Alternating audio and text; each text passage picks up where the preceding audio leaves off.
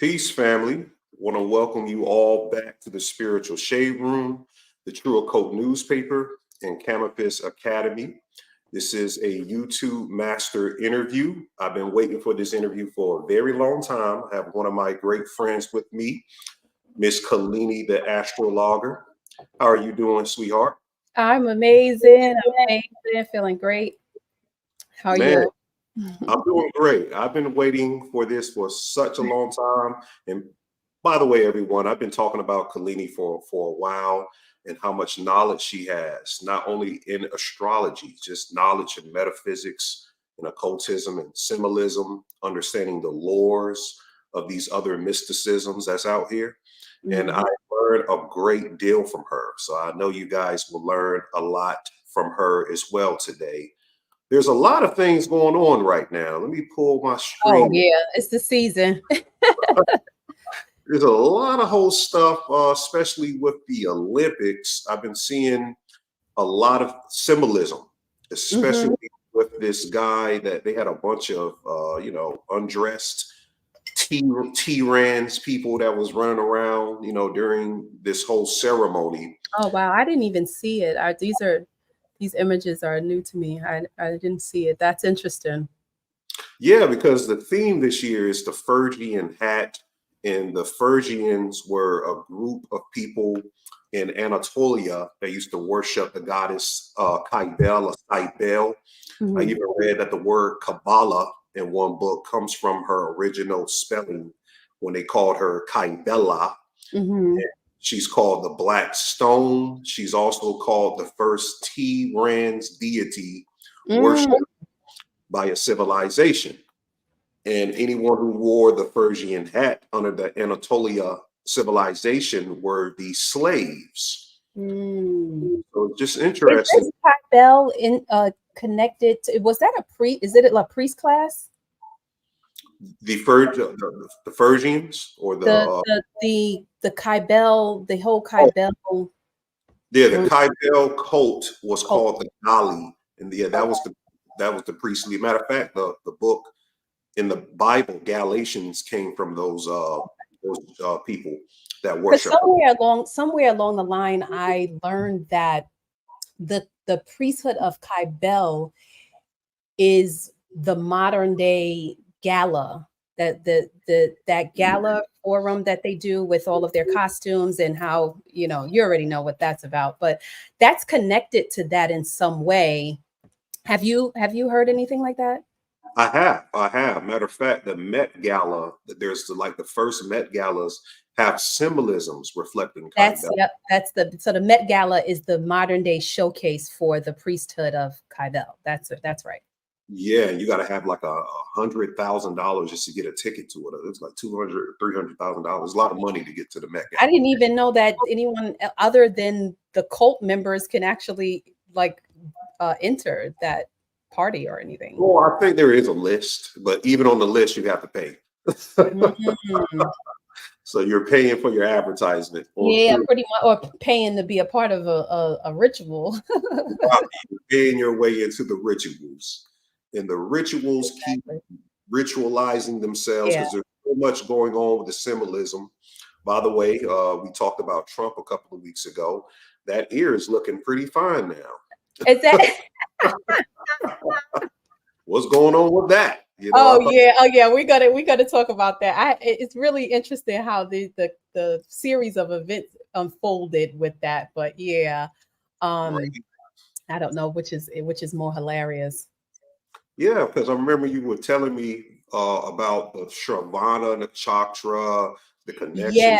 Yeah, because we're going into, actually, as of Saturday, we're going into the new moon, which is the month of Shravana, and that is August in our mainstream calendar, which is a really powerful month. So I'll get into that too, because it's connected to a lot of this, how the transits are moving towards this time and everything that's been set up kind of from the solar eclipse and the race to election day. It's pretty interesting.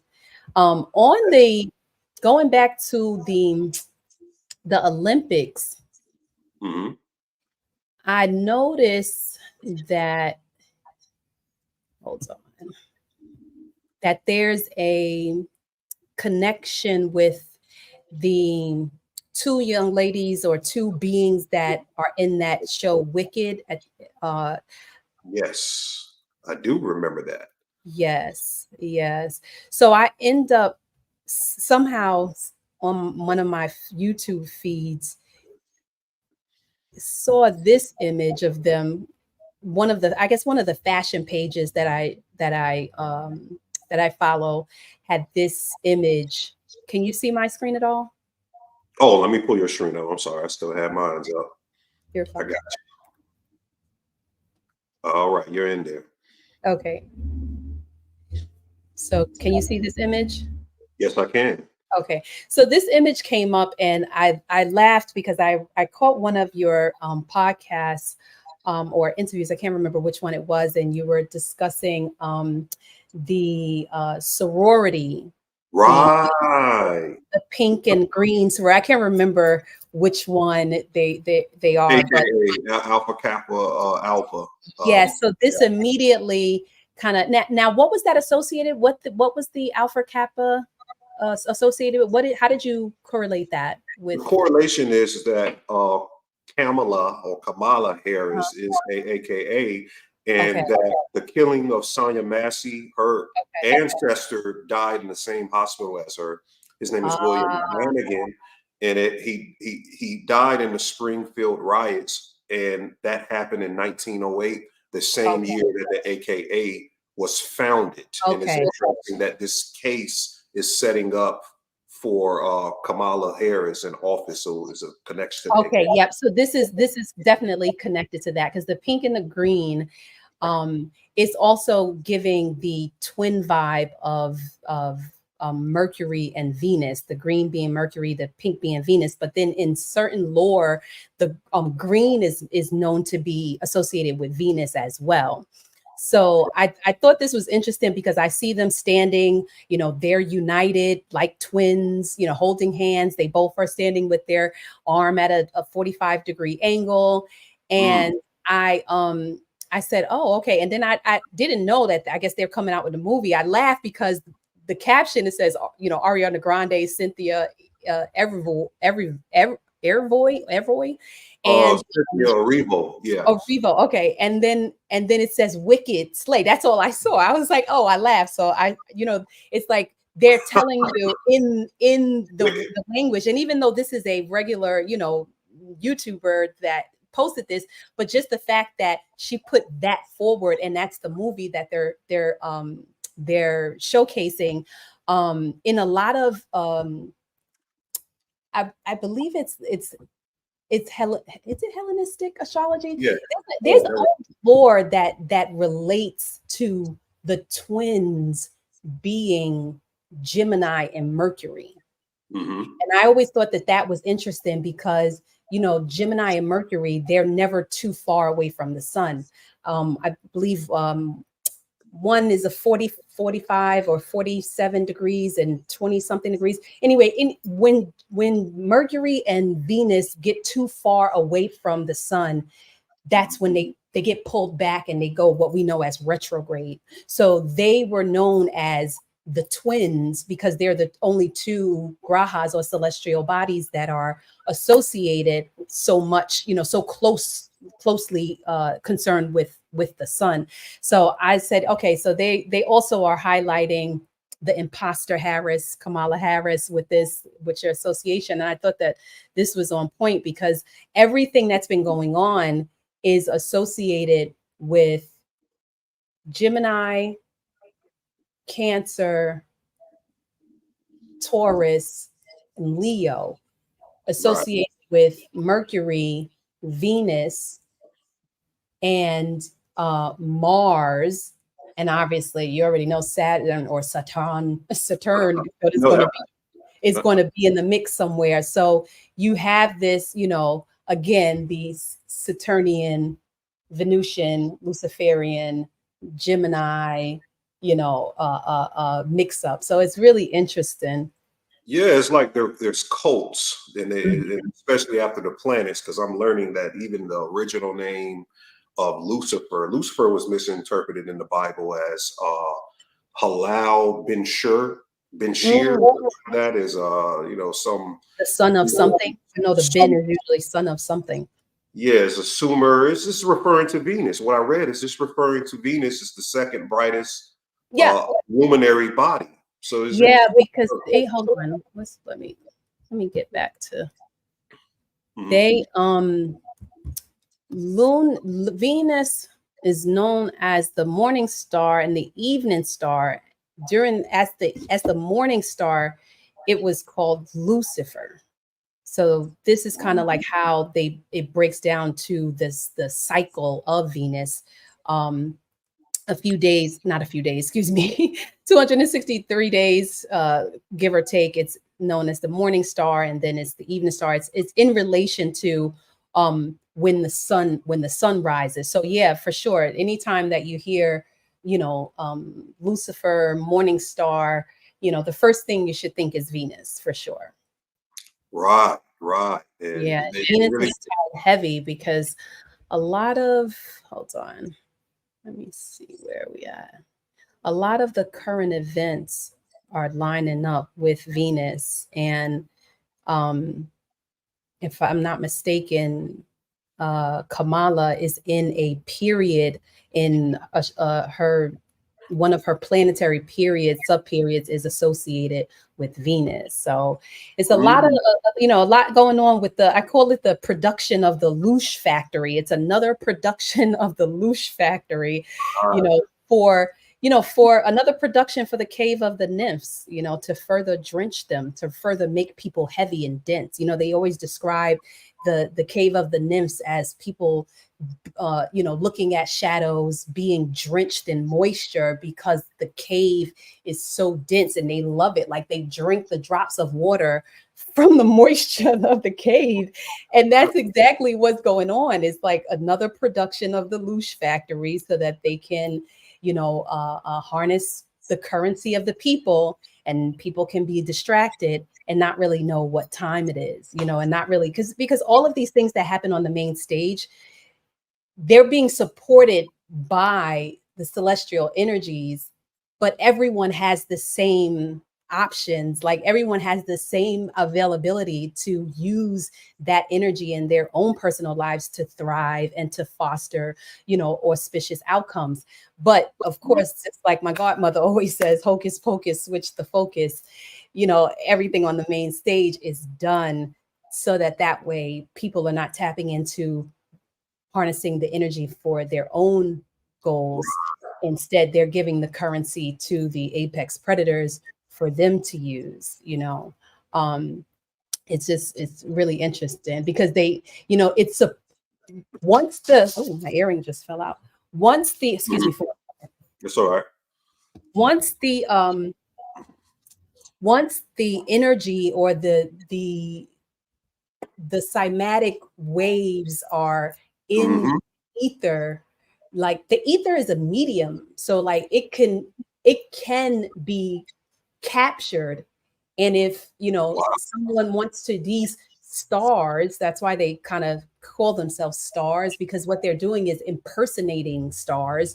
They are using the energy of the cosmic wheel of the creation, right, to then put on their, visio paraminesias, their theater. It's puns. That's what everything that they're doing is, a pun. It's a pun of whatever is going on in the stars, and they hijack timelines like that, deceive timelines like that, because they get so much attention, with that. So it's just really, really interesting. Look at that as aster, like the word aster meaning star. So it's like aster pageantry, star. Yes.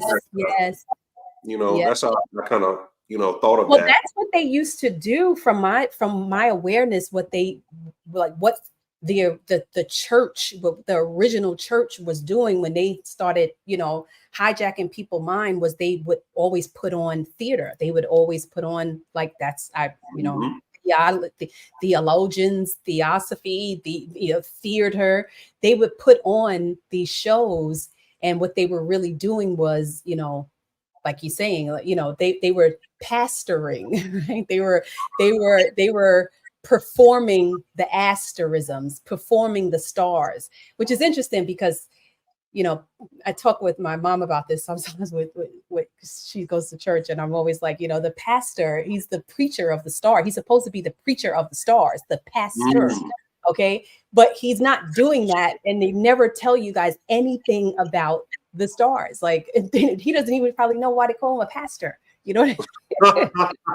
Wow, You know, I never even thought of that. Wow, pastor. yeah, they're supposed to be the preacher of the stars. That's why their name has the asterism in it, because all religions and spiritual structures is usually based on the cosmos.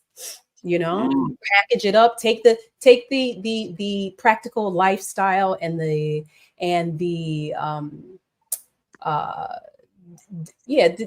practical lifestyles, repackage it, and then put it as religion to dominate and control, and then, you know, tell people that, you know, astrology is evil because it's a tool. It's actually the one tool that we have that it's kind of foolproof. You can test it. That's why I was always so interested in it since I was about 16, which is about 30 years now. But you know, I was always interested in quantitative, like, can you prove this? Like, okay, like a cause and reaction. Like, show me that this, you know, these variables can then foster an outcome. And, you know, astrology was the only thing that really spoke to me in that way, you know. And then later on, philosophy. And then I kind of realized that after studying Neoplatonism, you know, a lot of the philosophy, the Neoplatonism is what religion kind of repackaged too, you know. So they're all kind of, you know, they're all hyperdimensional tools of gnosis. Like, you have to kind of dibble in everything to realize what's going on. But yeah, you know, they never expand on anything like that in the church. So No, they never did. You know, right. So I know we wanted to talk about a few things. We're going to get into, I'm going to highlight a couple of the planetary alignments that occurred during these recent current events and the transits and how they lined up. And then we'll go into the production of the loosh factory, which I'm calling the battle of the battle of the twin sarpers, or the battle of the twin cobras, the race towards Maga. And we'll see how Maga is related to this, right? The race towards the throne. But it's the battle of the twins, because Trump and Harris, they're twins. And I'm going to show you how they're twins. So it's very interesting. And then a couple of other things. We'll go into some how Capricorn is related to this. And I know you just did a recent podcast highlighting the movie Capital One, which that kind of, you know, just opened up things, because I'm like, this is just the ether. Akash has a way of pushing the gnosis forward, you know, for all those who are tapped in. And you may not realize that it is connected. You know, the synchronicity of it may not be aware initially, but then once you really start to pull away the layers, then you realize that it's all connected, because, you know, Capricorn, that's one of the gates that's involved in these rituals going on. So, and then we'll go into the core of what we wanted to discuss today, which is the ontology of the moon phases, and how, you know, giving the family some soul food so that they can use these tools for practical use to plant their own seeds in the cosmic cycle of creation, so that way we can all thrive. Because it's available, and that's what it's here for. That's what we're here for in this school called life, is to thrive, you know. And then, you know, what tools do you need to thrive, right? Your mom gives you tools, your dad gives you tools, and your divine mom and dad gives you tools as well. And that's how I see astrology, is that creation. And then, you know, we'll let the family digest that. Yeah, that'll be great. Did you want to start now? Yeah, I start now. Am I still sharing my screen already? Yes, we see your big clicker. Okay. My grandma, this is my auntie. My auntie pointer. Okay. So what I want to do is, first, I want to bring awareness to where we are now in time and space, you know, where we are now. You need to know that. And that can kind of highlight, because I know that there's been a little bit of projection of certain planetary alignments. And even though that they make sense, they're based on a tropical scheme.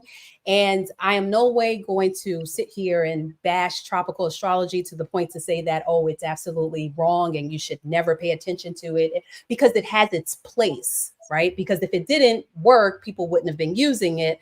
However, there's a more adept, you know, a space of thought, and that's where we get beyond the ecliptical cosmos, like beyond, like it's almost as if like it's beyond our day-to-day awareness. There's another layer to it that is actually pushing the energy towards the tropical system. And this image is probably, hold on, no, I didn't want to do that.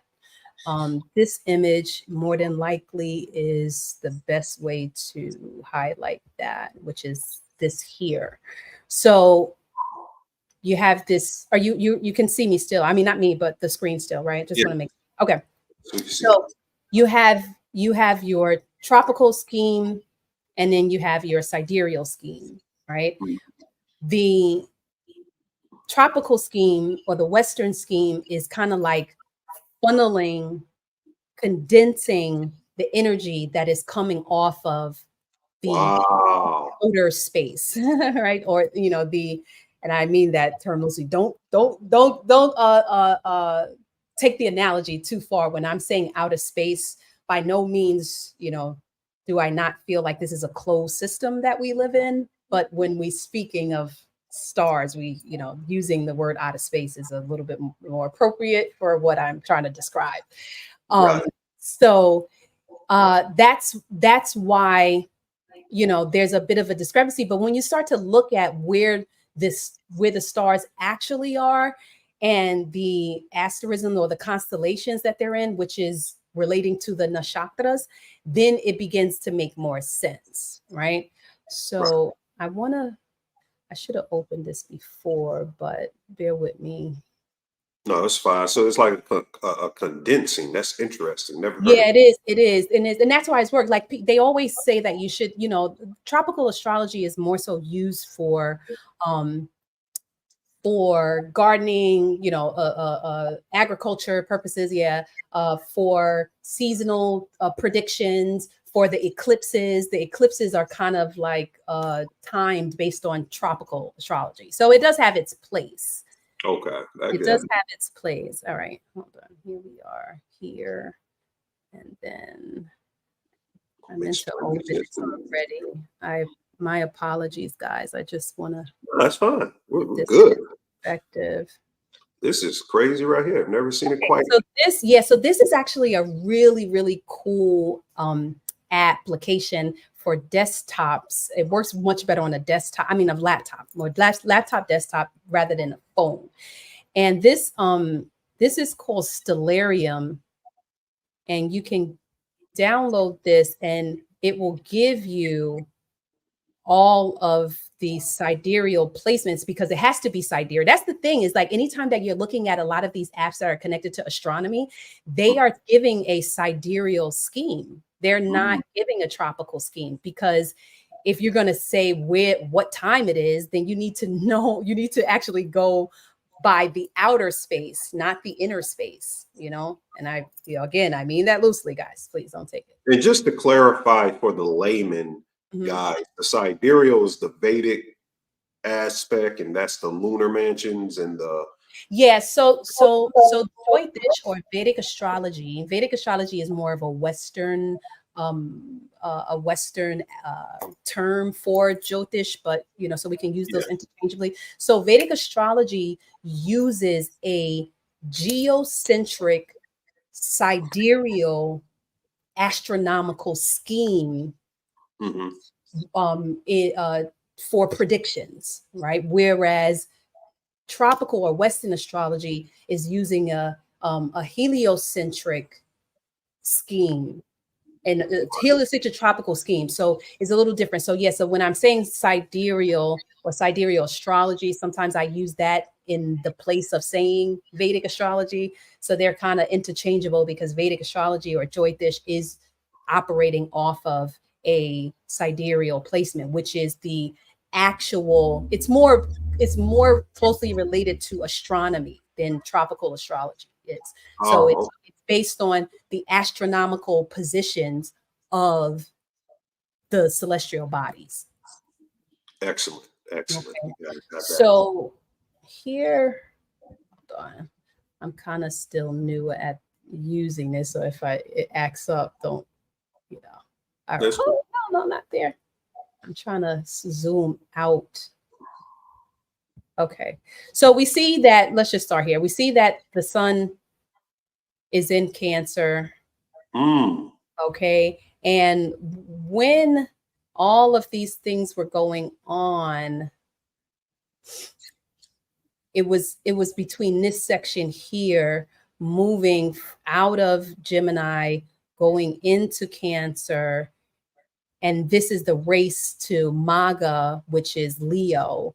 So we see Venus and Mercury are both in Leo right now. The twins are both in Leo right now. And if I'm not mistaken, I think that Venus is in Ashleisha. Hold on, bear with me one moment. Let me just get this up so I could make sure that I have my correct placement. Okay, so yes, so actually, good. So Venus just entered Maga Nakshatra. So again, I was saying the battle of the serpent twin, the twin sarpers, the battle of the twin, the bots. That's what I'm calling them, the bots. The battle of the twin sarpers. The bots. The bots. So the bots. So Venus is just entered Maga Nakshatra, which is a nakshatra or a constellation in Leo, and that's what we see right here.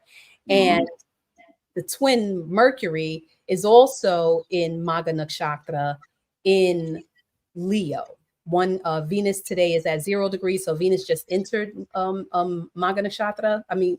Leo, and Mercury has been there for a few days. It's in Leo. So my intuition tells me that a lot of what they were doing, they needed to perform it before Venus gets debilitated, which after Leo, Venus gets debilitated in Virgo, and the race to the throne, because Maga Nakshatra is all about the throne. It's all about the throne of the ancestors, or sitting on a throne. So that's why I said it's the battle of the twin Sarpas and their race to the throne, because they are both trying to outdo each other to see who can gain more currency. Actually, they both, to me, are in this, could be the same camp. Their birth charts are really interesting because they both were born on a full moon, which I thought was really interesting. But I don't want to get too far ahead of myself. So we see that Cancer has got some action going on, and the Pleiades is definitely lit up. Hold on, where are you? Hold on. Oh, don't do this to me now. Hold on. Okay, let me try to zoom out again. No, out, not in. Oh, man, yeah. See, this it's kind of a little touchy, and then I'm using a mouse pad instead of an actual mouse. So sometimes with that, the finger. Okay, here we are. All right, let's try to bring this up. Come on. This is real beautiful though, like this app. Yeah, it is. It is. There's a young lady that I follow on. She put me onto this. I can't remember it. Is it Victoria Cotton or? Yeah, I think Victoria Cotton uses Stellarium, and I always thought that it was a really nice app, but it takes some getting used to. But I'm trying to center. I'm trying to get Taurus up here. And for some reason now it wants to act up. Come on, Taurus. Yeah, because the reason why I want to highlight Taurus is because Mars and Uranus are in Taurus, and on the day, see, it's right behind this tree. Yeah, I see it. Okay, it's just a tree. Yeah, we see it. Mm-hmm. Sorry, hold on. Let me. What were you gonna say? No, I was saying there's a lot of events I'm gonna break down, guys, on Patreon going into tomorrow about Uranus and its connection with what you're saying with Taurus, because a lot of things that happened with the Olympics and connecting to this election, they did a lot of Uranus rituals, a lot of rain rituals. I think it rained on the first day of the Olympics. They did some songs with Celine Dion and Prince contributing to that. So there's a lot of connections to Uranus. So it's interesting you say that it's in Taurus. Yeah, it's acting up for me, so I don't want to keep like playing with it. But anyway, so I'll go back to it for something else. But what I basically was highlighting was that Taurus, on the day that that Mars and Uranus was conjunct in Taurus was on July 13th, which is when the Trump Theater occurred. Yes, the occurrence with him. Yeah, and so that section of Taurus is translates to Kritika Nakshatra. Okay. And we'll see. Hold on, let's get back here. No, that's not what I want to do. Here, okay. All right. So this is just a kind of a flat version, so to speak, of what we were just looking at. And as we see here, you have Kritika Nakshatra, right, which is in Taurus. That might be better. Which is in Taurus. Uranus is there. Mars is there, Jupiter is there. Today, Moon is there as well, which is interesting. I think it's in Mrigashita right now instead of Rohini. This might be a little lag in time. But anyway, so on the day that happened, Mars and Uranus were both conjunct in Algol. We talked about star guys. Yeah, so it literally like on the day that they kind of they became Mars and Uranus became conjunct. It was at that time, and I just laughed because I was like, oh, they're using it. Now I really wasn't familiar with this star at all, and not really, like, because some of them, if I come across it, I may have come across it in something else, but I really didn't pay much attention to it. So I haven't really, it wasn't in my foreground. And I realized that they said that it was I guess supposed to be like a demonic star, a demon star. It comes with all of this negative energy supposedly. Yes. And the ghost and demon star, the first star of Medusa's head. And they said that okay, when Black magicians do magic, they always face or do something. Maleficent magic is dealing with Algol, and they say that the word algorithm comes from Algol. Okay, I can see that. I can see that. Like an algorithm of the demon star. So makes sense. Different words play with that. Yep, and they said it's a gargon. This to me, like how all of this is tied to these group of, I think they said it's supposed to be 15 of these, 15, a group of, what is it? Yeah, a group of 15 fixed stars that held, you know, like again, people used in a lot of magic rituals, you know, based on what the nature of the star was. And I just immediately thought about the Gregorian calendar.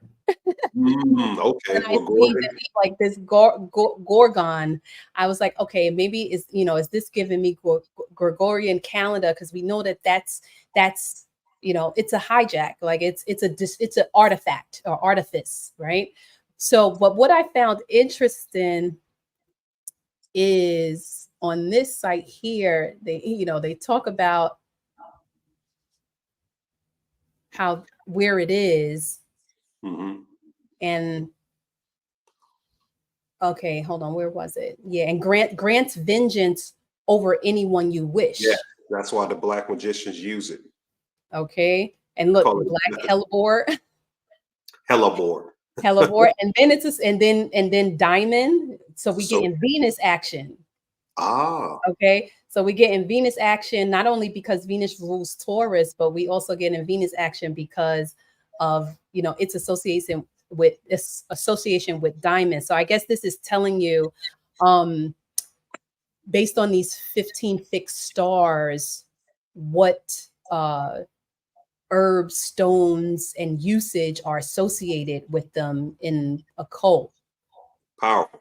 So this was a pretty cool article. So if you guys can capture the website, any of these websites that I'm going on, I intentionally try to choose them so that way you can do your own studies and, you know, entertain yourself or educate or really be an autodidact for yourself, not really educate, but, you know, to gain more gnosis. So I thought that was really interesting on that day. So then now when we look at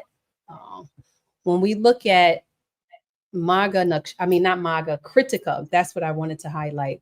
Why was Critica so important? This is Cosmic Insights app. This you can get on the phone on your desktop, and even the free version of this gives you some interesting information. Like you can at least go to like the Nakshatra Explorer, and you can start to, you know, learn a little bit more about the nakshatras. And again, Vedic astrology is a tool of right actions and right thinking, and to try to get the, you know, the Jyotishi or the inquisitor, the seeker, to be aware of what activities supports these asterisms, so that way you can be in tune with what. So it's a good way to, like, you know, get insight for the day, plan a day, or plan something coming ahead, or just see what energy holds, so that way, you know, okay, if I want to do certain things, then you know, let me do them on the day that the moon is in this nakshatra. That's how it's supposed to be used. And if you use it like that, you'll be so busy minding your own business, you know, to gain about more auspicious outcomes, that, you know, you probably, you know, wouldn't realize like how much your life has improved. So That's so in powerful. Critica is known as the star of fire, right? Which is interesting because remember, Critica is in the Pleiades, in the heart of the Pleiades, and the Criticas in Vedic lore, the Critikas were known as every lore has the 7 sisters or the 6 sisters and the hidden one. In Vedic lore, it's really the 6 sisters and the hidden one. So the 7 stars of the Pleiades are known as the Critikas, which were the surrogate mothers to Kartikeya, which is the mythological being of Mars. So basically, Mars has an association with Critica, even though it is said in more popular astrology that, you know, Mars is uncomfortable in Taurus because Taurus is ruled by Venus. However, the more esoteric of Mars being in Kritika, which is why Mars wrecks shop when in Kritika, because it is spanning Aries and Taurus. If you see this, you can still see, right? My screen is still okay. So it's spanning Aries and Taurus, and Mars rules Taurus is Aries and is strong, and the symbolism is knife or blade. It's known as a really hot nakshatra, and Mars being there is like being in the home of its surrogate mothers. So that relationship can be tense as well as, benevolent in a sense, right? So have you here just giving favorable activities or activities that support it, ceremonial, symbolic fire rituals, leadership and effective communication skills. So you can see how why this nakshatra or the energy of Mars being in Kritika was used. It's very hot, it's very powerful. It has to do with, obviously Mars is knives, guns, all of that of that nature. But another thing that I found interesting was, where is it? Where are you? That Kritika nakshatra, the body part of Kritika nakshatra, because each nakshatra is also associated with the body part. It has to do with the head. Oh, right? Okay. Now it's all with the head. But then we'll see, because Ashleisha was activated that day also. There was a planet in Ashleisha, and Ashleisha is in Cancer. And Ashleisha, the body part that is associated with Ashleisha is the ears. Oh, okay. So again, using the Visio Paravenasia, the theater of puns, to orchestrate this event that has to do with this guy's, Trump's ear, his head, Kritika nakshatra, again, the star Algol, which is getting vengeance. So it's like popularity vengeance, it's kind of like, let me get the energy so that way, like I can be ahead of this much ahead of you, in the race to the throne. So in the race to the throne, which you're going to explain later, is what people don't understand is Maga, right? Is Maga, yeah. I didn't mean to do that. That's an actual nakshatra. Yeah, I'm gonna touch on that in 1 second. Okay, no, go ahead, take your time. I was just letting people know that. But I wanted to hold on. Let's go back a bit and let's go to June. What was it? July 13th? Yeah, 13th. Yeah. Okay. July 13th. Okay, so we see it was Gemini ascendant. We talk about the battle of the twins. That's me. On the 8th, and me too. and the 8th. Huh? I said it's interesting that and me and you are talking about. Yeah, because once I started doing research on this, because I knew what was going on, but I didn't really look that deeply into it. It's funny because even the day that it happened, I wasn't aware of it until my son, joking around, sent me a picture of the ear of and the fist and of Trump with the ear to fist, and I was like, what is this? Like I was just like, well, he was like, you mean to tell me you guys don't know what's going on? I was just like, listen, we get most of our news from decoders, so if we haven't watched the decoders yet, then we don't really know what's going on. So, huh? I said, wow. Yeah. So the especially mainstream theater, we really like, we get it from you guys, from you. So I thank you for all that you do, because then you're getting the absolute truth, right? Right. So and so we're gonna hold this in mind, that it was the 8th lunar day. We're gonna come to that a little bit later.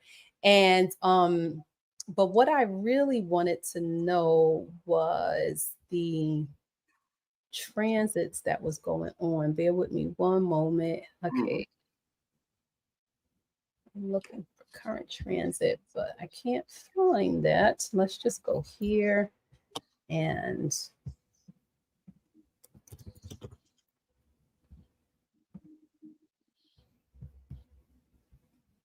all right, so it was July 13th.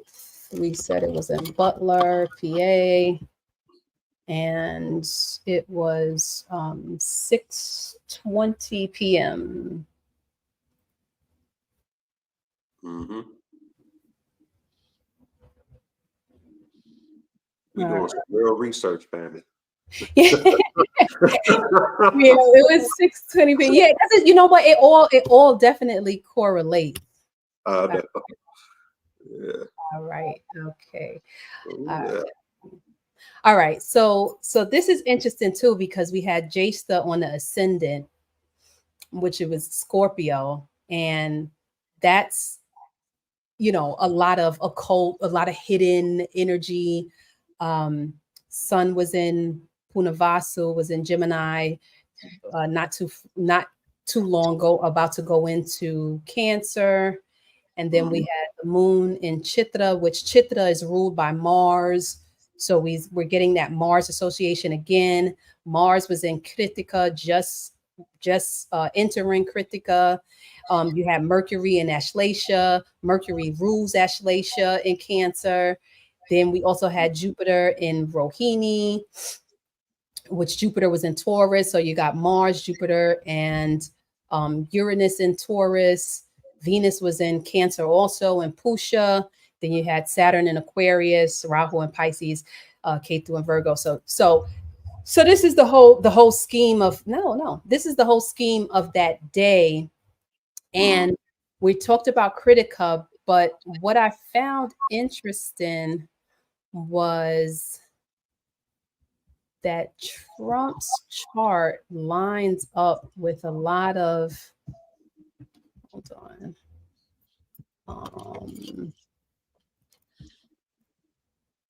Let's see.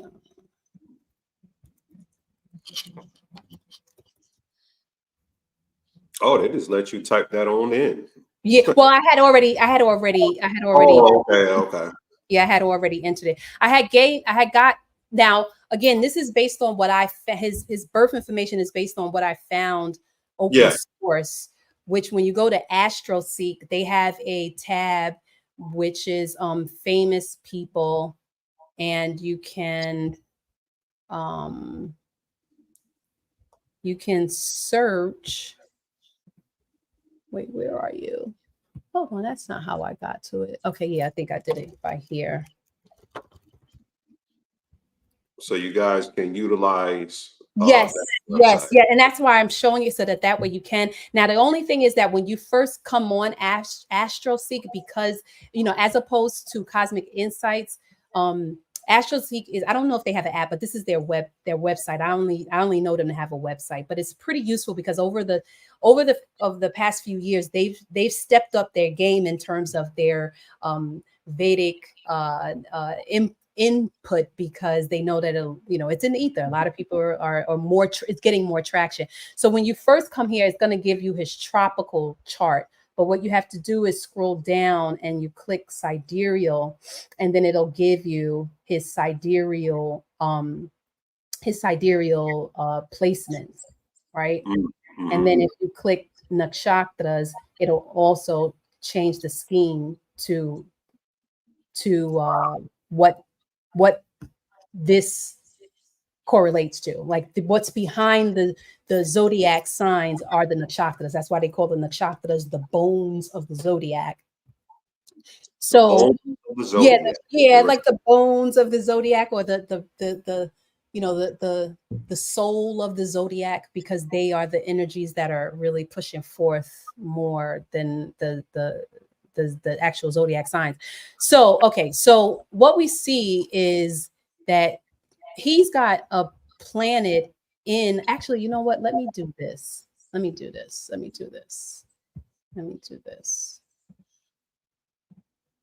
Okay. So that was in Butler. Sometimes AstroSeek is a little bit better to navigate when you want to do quick stuff like this. Okay. And then we're going to go here. We have to pole signs. Okay. So these, so for anyone that is interested in and eventually kind of go, use these tools, you have to enter certain settings so that way it's more easier to read. Like the sidereal or Vedic astrology is based on a whole sign system. So each 30 degrees of a zodiac sign lines up with 30 degrees of the of a house. So if you do it another way, then it's going to be slightly off and it might be a little bit confusing. So for our purposes of Vedic astrology, we're going to do it like this. Okay. All right. So what this is highlighting his chart with the transits of that day. Okay. Right. So if you see this, the twins were on his ascendant. Okay. That's it. Mercury and Venus was on his ascendant. Okay. The sun was like we said, was in Cancer, which is his 12th house. Now the 12th house has a lot to do with like hidden actions also, so secrets, hidden action, things of that nature. So, and obviously occult because it's hidden. So those things weren't really supposed to be known, but it was so fake fugazi looking, who could tell, right? And then, so if you notice, the moon was over his sun. So this is, he's having a, like we call it a, like your monthly Titi Pravesh, or your monthly matrimony. If you notice in anyone who's gotten a chart from me, that monthly, I call it the monthly matrimony. It's when the moon transits your sun sign. Okay. The exact position of your sun. So that way it's like the mother and the father coming together. And at that time, your cosmic body is either upgraded or degraded based on what you're doing, based on what you're into. That's why it's good to, like, a lot of the yogis, they, purify themselves on this day. You refrain from, you could fast or refrain from eating, dense foods, preserve your reproductive fluids, and, all of those things, because it's a time of purification, because it is when the mother and the father is coming together. So this is perfectly timed for him to orchestrate this ritual, because he has some power. There's power going on here. A lot of his birth transits, birth chart placements were lining up with the transits. Right. Okay. Perfect. Yep. So then what I also noticed is that, him, it being in, didn't want to do that. Come on.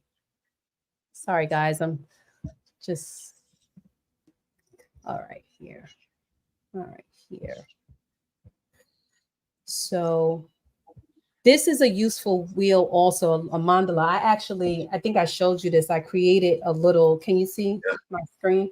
Yeah, I do remember that. So this is like, I cut this out, put it on cardboard, and made like a little clock or so for myself, so that way I can put the moon where it is and the sun where it is. But this is where I got this from. And again, we see that Kritika is associated with the head, right? See that we're going to talk about this too, because they were using this gate, this Capricorn Cancer gate, and Ashleisha had to do with the ears. Hold on.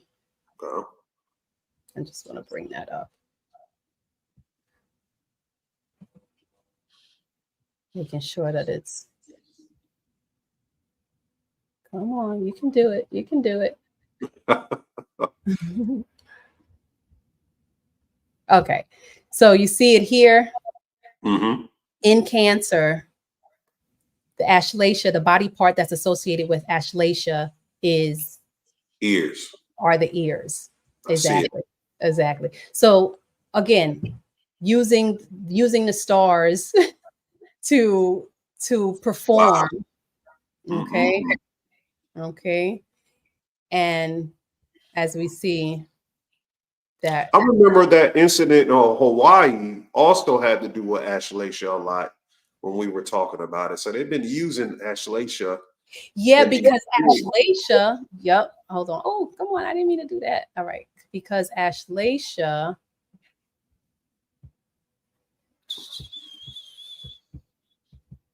Ashleisha is the nakshatra of the Nagas, of the serpent.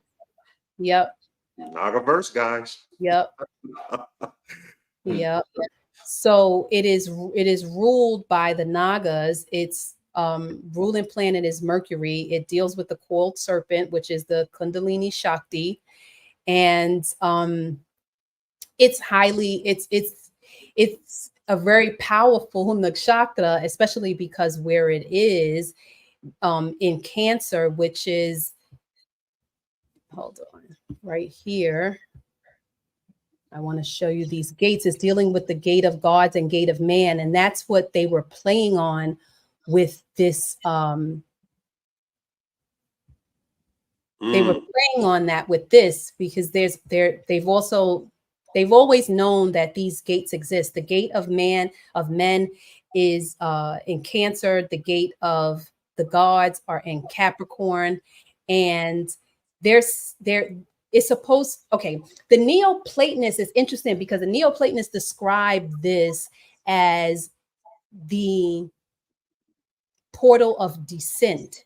And the Capricorn is the portal of ascension. So, you know, we supposedly we're recycled through Cancer, which is ruled by the moon, which makes sense because we discussed that, you know, the moon is a recycling device.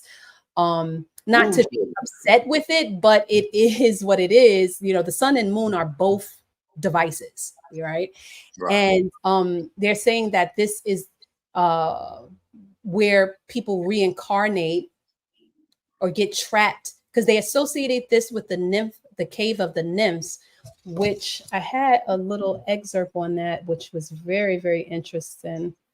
And Capricorn being the gate of ascension, like we're supposed to leave out of here through Capricorn or between Capricorn and Aquarius, but Capricorn.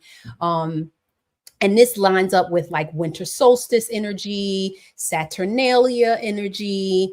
That's why these, you know, even speaking of the Phrygian cap, if I'm not sure if it's the same society, but I believe so, that that they would, on this day that they, you know, got to be free from their slave duties and be able to participate in upper class, you know, events, and they were, you know, freed from sins and all these things like that. So this is lining up with the gate of the gods, which is Capricorn.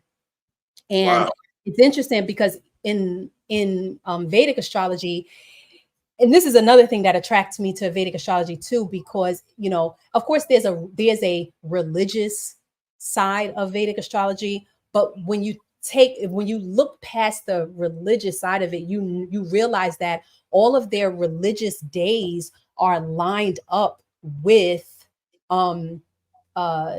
cosmic events, you know, cosmic transit event. So we're dealing with, you know, activities on the cosmic cycle of creation. Wow. Okay. There's a really strong Ekadashi, or 11th lunar day, for fasting that is directly lined up with the energy of Capricorn when the sun is in Capricorn, which is what we known to be around winter solstice. That season, because tropically it's Capricorn, but sidereally is still Sagittarius and then Capricorn. So, again, it's it's still a sweet spot, so to speak, in the zodiac wheel for this energy. But listen to this. I just want to read you something about what they say in about these two gates. So there are two extremities in the heavens: the winter tropic, which is nothing, which is more southern, and the summer tropic, which is more northern. But the summer tropic is in Cancer and the winter tropic is in Capricorn. And since Cancer is nearest to us, it is very properly attributed to the moon, which is the nearest of all the heavenly bodies. But the southern pole, by its great distance, is invisible to us. Hence, Capricorn is attributable to Kronos and Saturn. So the theologists therefore assert that these two gates are Cancer and Capricorn, but not Pluto, but Plato calls them entrances. And of these, the Cancer is the gate through which souls descend, but Capricorn that through which they ascend. Cancer is indeed northern and adopted to descent, but Cancer is indeed northern and adopted to descent. Capricorn is southern. Hold on, I want to see where they talk about the caves. So little. Okay. Very interesting. Look at Capricorn also as Osiris. Yes. That is the Egyptian season, and they say biblically compared to Adam and Osiris in the body. So that's interesting. That's the ascension gate. Yes. Mm-hmm. And father, the themes of it being father. Exactly. Yes. So there's saying that the Cancer gate was sacred to the souls and aquatic nymphs. Mm-hmm. Because it allowed more shadows, and it sucked them in. So it's describing the reincarnation into the realm of shadows, because they're calling this the realm in different lore, the realm of generation. Mm-hmm. The Neoplatonists call it the realm of generation, like regeneration, reincarnation, the realm of ideas. In Sanskrit, they refer to as a field of experience. That's what they're calling the loka, because loka is in Sanskrit is world, but it really, the etymology of the Sanskrit word means a field of experience. Oh, okay. So that's why this cardinal axis, because this is the cardinal axis. It's really important with the Cancer and Capricorn. Right? The gate of man, the gate of gods. Very interesting. And then something else I wanted to highlight about that. Oh, here. This is another image that highlights the gate of men, the gate of gods. If you see Ashleisha is very close to this gate of men. Mm-hmm. Right? And then you got the gate of gods where it's lining up with Shravana. With Dionysus. So all of this is Capricorn Aquarius energy. So Shravana is the nakshatra of listening. Come on, don't get stuck. The nakshatra of listening and hearing. 22nd, right? That there's that 2. And the 2 2s, twins. Yes, the 2 2s. That's exactly. And 2 sounds like what I thought. That's exactly what I thought. Exactly. So, lining up with the star here. Now, the reason why I mentioned that we're moving into the month of Shravana. So every month where the full moon in that month. Now, this is, obviously in a Vedic system, the full moon in that month is in the nakshatra, and the month is named after that nakshatra. Okay. So at the end, not the end of August, but the full moon in August will be in Shravana. Whereas, last month it would have been whatever was in Gemini, and so forth and so on. So each month it goes forward. So the star of ear, right? And that's what this whole theater was put on with, is the star of ear. Right? So August is a really powerful month because, again, just look at the word August. The AU is the gold, right? Everything that's the AU is, you got auspicious, you got August, you got inauguration. Why is the president inaugurated, right? And the president is inaugurated, interesting, on when the sun is right here at the gate of gods, which is Uttarashada. Ascending to the throne. Exactly. So the way that I look at it is that they put on theater to harness energy around or amplify energy around Cancer, get people going, race to the throne, and then because elections are done when the sun is fallen. The sun, when in November, when they hold election time, the sun is in Libra. The sun falls in Libra. So it's almost as if like it's inverted, because the government, which sun is representation of government, the sun is weak in Libra. The government is weak during election time. So when people are voting, not voting, they're voting, putting their currency forward, they're getting energized by that. And then they use that energy to push themselves forward on the throne when they're inaugurated in January, on January 20th, which the sun is in Uttarashada. Uttarashada is the constellation or the nakshatra of victory. So long ago, when they needed to use a star to which they use stars to get to do everything, but like when they wanted to initiate war, they would use the Uttara Ashara star. So that star that's in Capricorn, it's in a very sweet spot of Capricorn. There's Puva Ashara and there's Uttara Ashara. That would be about here. Yeah, Shravana, because it lines up with Shravana. Shravana and Uttara Ashara are like right next to each other. I'm not sure why this doesn't say it, but whatever. Oh, here it is here. That's why. So it kind of like spans Sagittarius and Capricorn, but Uttarashada, the part that is the sweet spot is a gibbet, which is in Capricorn. And that star was the star that they used to initiate war. When the sun went into that star, that's when they knew to initiate their wars, because they knew that they would be victorious, because that was the victorious star, and they were. So now here it is in modern day times, they translated to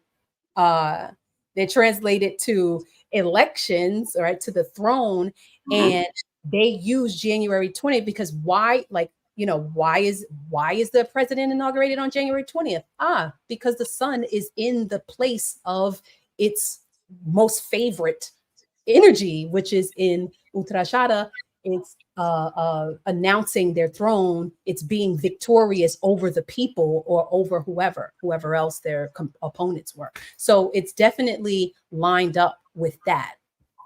Let me tell you guys, this is some powerful information. I don't know if you guys are listening up to this, but I've never heard this, looking at the asterism and looking at the esoteric pageantry of how they do the theater and connect it. You got it on levels that's what we very much appreciate you. Right.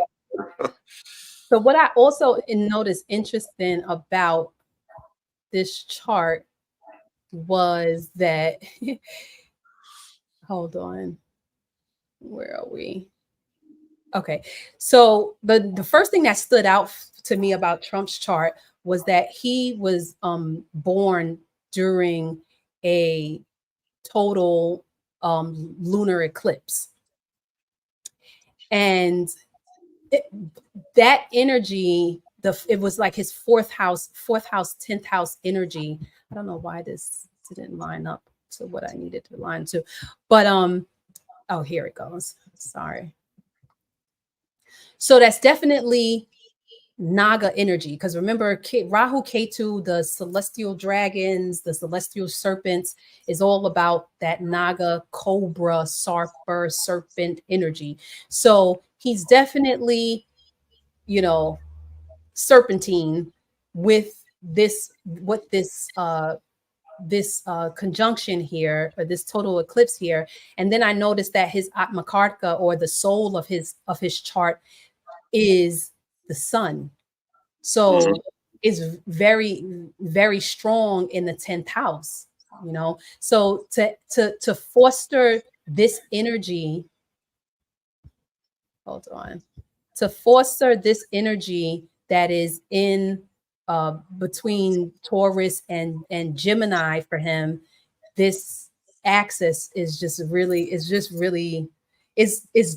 dark, is interesting. It can be powerful, but it can be a weakness too. But it's interesting. And then when I end up looking at Homegirl's chart, hold on. Homegirl. Yeah, well, she ain't really homegirl. I'm calling her the imposter. I'm calling her the imposter because she is impersonating a Mahavidya. Oh, yeah, yeah. Mahavidyas. Yes, yeah. Let me, hold on, guys. I'm just I'm just trying to get my bearings here. That's fine. Okay, so Kamala.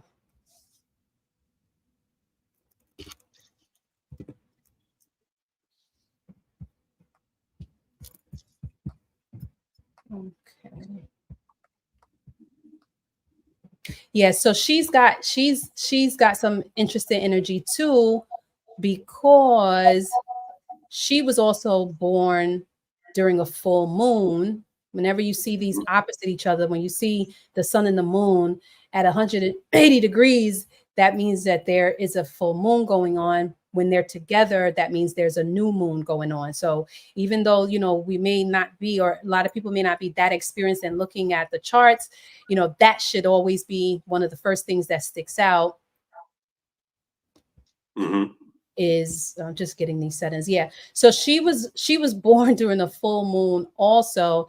And the reason why I call them the twins is because both of them were born through in a full moon, or during a full moon. He was born through a total eclipse, but then they both have a Gemini placement. If you see her ascendant, her first house ascendant is Gemini. She's got Rahu on the ascendant. So she's coming through with the serpentine energy too. She's a part of that same cult too. Okay. And all right, let's get rid of that. Whose chart is this? Okay, that's her, October 20th. And then this is him. Okay, yeah. So he's got Mercury in Gemini. Now, according to the tropical scheme, his sun, because if you notice, if his sun is right on the cusp between Taurus and Gemini, so he's like right before. So in tropical, they say, yeah, he's a Gemini, but even in Vedic, he's a Gemini because he's got a Gemini placement, so to speak. He's got Mercury, which is Gemini in Gemini, and his Mercury is at 15 degrees Gemini. Mercury gets exalted at 15 degrees Gemini. Okay, so he's got a strong Mercury. His sun was about to enter Gemini, and again, if this birth time is not correct, his sun could be in Gemini in both sidereal and tropical, or Vedic and tropical. Okay, but what sets him apart from her is that his ascendant is Leo. Okay, so his ascendant being Leo, where's his ascendant? In Maga Nakshatra. That's why his whole campaign is Maga. You can't make this up. He named the campaign to invigorate his birth stars. Okay, that's pretty powerful, and it's pretty strategic, because we could all, we could all operate on that same, not same with him, but you can do the same thing in your own personal life. So the reason why Trump's campaign is, his slogan is MAGA, because he is a MAGA nakshatra ascendant rising sign, and he's got Mars in Maga Nakshatra. Can you zoom in on that? Can you Yep. zoom in? Yeah, so you see that MAGA, guys? Yep. So wow. he's got his ascendant in Maga, Mars in Maga. Okay. He's got a planet in Ashleisha. We remember that's Pluto in Ashleisha. That's Naga energy, that's serpent energy. Okay. And then he's dealing with Mercury in Ardra, which is ruled by Rahu, which is a serpent energy too. Okay. So it's a lot going on. So this gate, he's got this cardinal access going on with this gate. Right. So I just laughed because it was like, oh, that's why he named his campaign Maga Nakshatra, because he's a MAGA. Now, MAGA, because let's just go into it a little bit with MAGA. Where are we? Oh man, I thought I had this up. Journey with Nakshatras.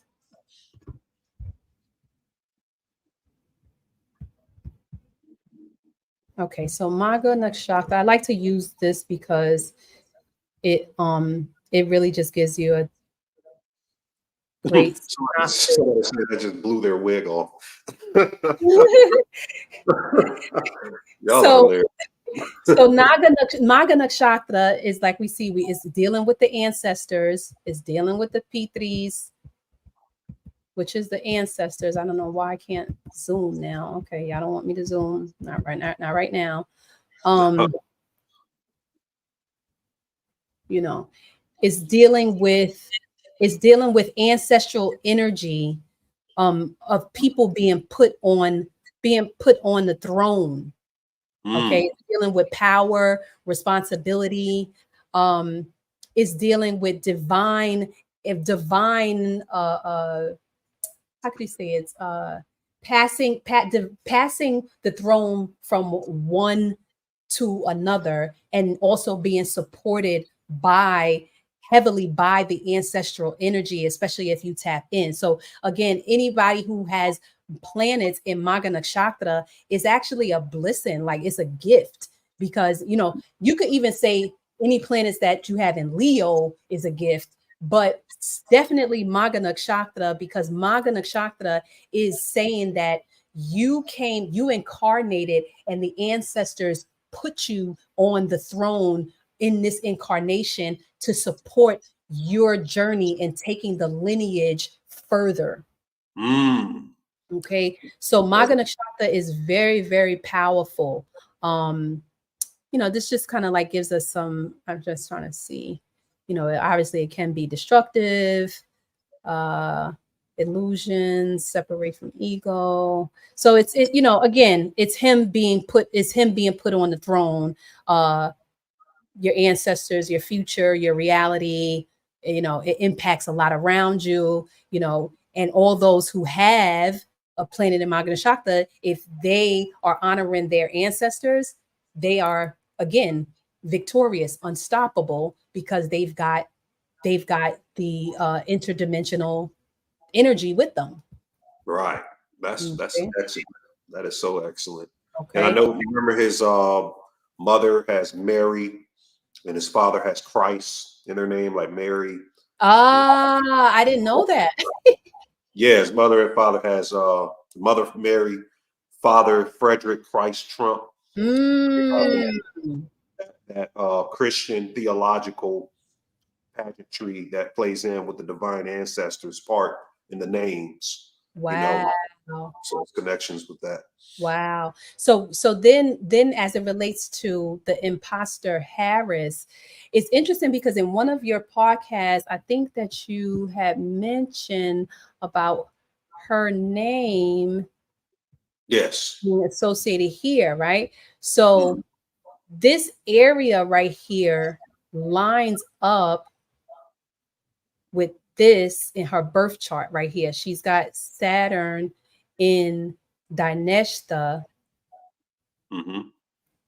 And was it Saturn in Dineshta? I think it was. Hold on. Hold on.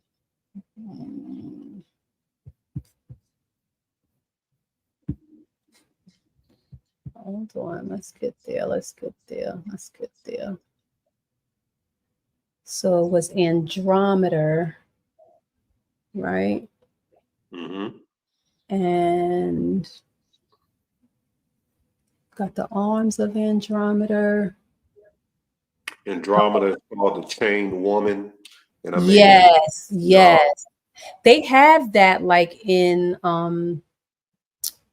wait, where's I thought I had Stellum open up. Okay, right here. I don't know why this is acting up, but earlier today I had it was full center. that's fine. Full center. But the hold on. Wait, hold on a second. Let me just see something because constellation, angels, constellation, line ground, parting points, atmosphere, deep sky. Yeah, it's not for me again. But anyway, yeah, sorry about that. But her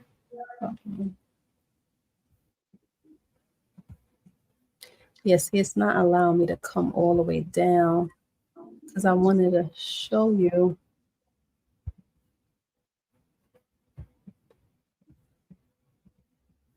That's how the archons work with the technology as soon as you need it to work for you. Yeah, because I had to re-upload a lot of stuff that I thought was there. But anyway, it was showing the image of it. But the point that I wanted to make was that Andrometer, where that Almach is in this region over here. And her Saturn, she has Saturn in that region in her birth chart. So even though that you made the correlation just with her name, she actually has a planet in that same constellation that you highlighted.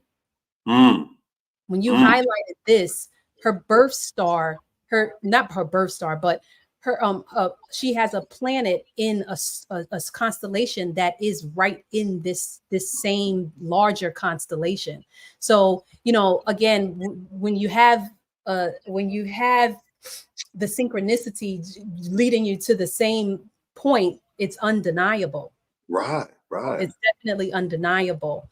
And what I was mentioning about so the Das Mahavidyas is known as the 10 cosmic goddesses that rule the 10 directions.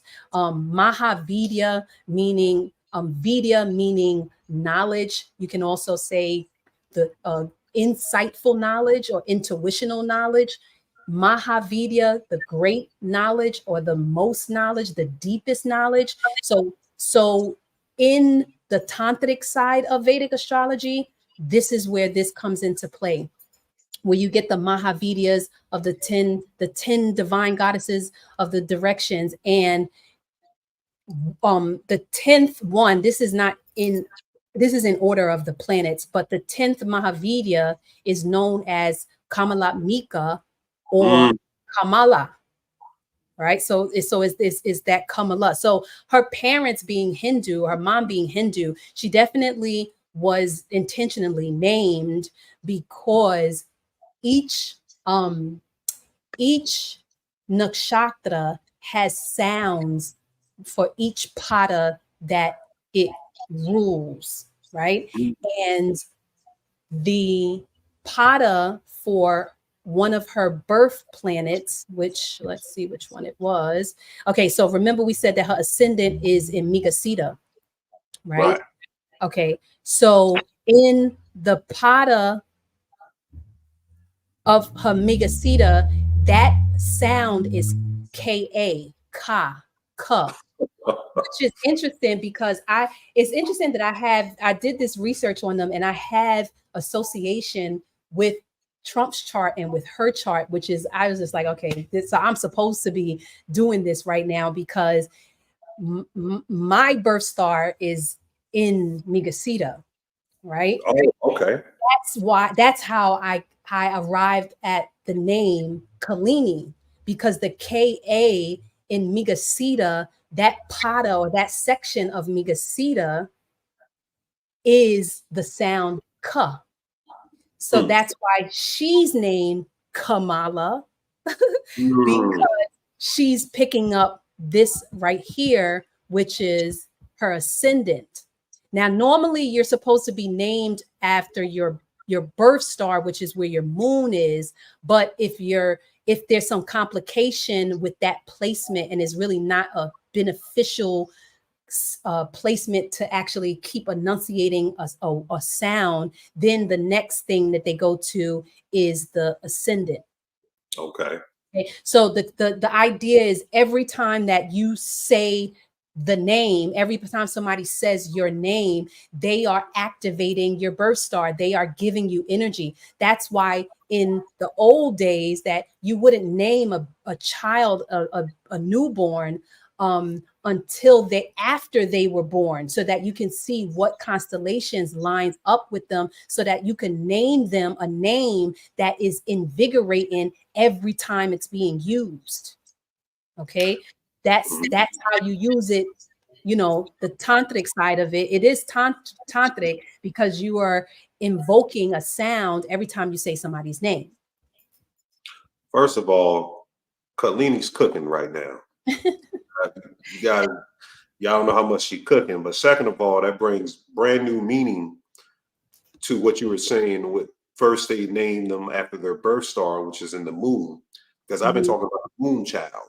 Yeah. So usually the child's name is from the birth star, and the birth star is usually associated with the moon. But you're saying if it's like an inauspicious placement or it's just pronunciation ain't right, then they go to the ascendant. In this case, they went to the ascendant, and it just happens that one of the Mahavidyas is named Kamala. Now, what does this name mean? Now, Kamala Mika, well, Kamala means lotus flower. Okay. The Mika is more than likely a designation, because a lot of these words, there'll be two words together, you know, like Bagalamukhi. Mukhi means face. You see what I'm saying? So a lot of these would be compound words, but it is this, like the beautiful one sitting on a lotus. Right? Don't take the analogy too far, because the imposter is far from beautiful. So it's bringing in, now each of these Mahavidyas are associated with a graha or a planet, which is Venus. Okay. And I told you at the beginning, she's in one of her Venus dashas. So she's trying to use the energy of Venus, because we said that Venus is where? In Ashlesha, in the serpent nakshatra, is getting activated around this. I think now we said it was in Maga, but around this whole time when they announced that they were putting her in the running chair or putting her in the race, it was when Venus was in Ashlesha, in Cancer. So she was using the portal, Venus being in that portal, to foster that energy to put forth on the stage, so that way she could be the one on Maga. She could be the one on the throne. So it's really interesting that, you know, that she's lining up with that. Let me take this off because it's not acting right for me. So might as well not even. Hold on. Sorry, guys. Just trying to get organized. Yeah, so she's got that energy. Now, she doesn't have a planet in Maga, but he does, you know, so like who's going to get the throne? Okay. See, saying, hold on, I just want to. I had an image here of the Mahavidyas. So again, the Das 10 Mahavidyas, this means the 10 great knowledges, or the 10 great insightful energy, or most knowledge of all the directions. This is again the tantric side of Vedic astrology. And again, for all those who are, I need to clarify that when we talk about tantra, there's nothing negative about tantra. There's 3 aspects of tantra. There's the black aspect, there's the white aspect, and then there's a red aspect of tantra. So I'm not saying that these things are evil. They're not to be made evil. Some of them are a little gruesome in their imagery, but it's only because we're trying to capture the energy of a formless form, a formless, and bring form to the formless. That's what I should say. So that's why some of them are a little gross looking, but it goes into, yeah, let's look her up right here. So goddess, Kamala. That's why I was like, oh, this chick is an impersonator. So she came on the scene a few years ago, I was like, she's impersonating one of the divine mothers. Like, no, get that hoe out of here. So it's just like, it was just so, interested again. Wow. The 10th of and then here we go with the 10, because we're going to see how all of this, everything relates to, everything that's been going on has been relating to the number 10, the number 2, and the number 7. Okay. The Cancer, the Capricorn, the Venus, the Gemini, portal energy, the Venus Mercury twins, the race to Maga, the 10, the Capricorn 1, the Saturn, the moon matrix. All of these things are pushing forward to everything that we're seeing being played out. So again, she's actually one of the most benevolent of the Mahavidyas.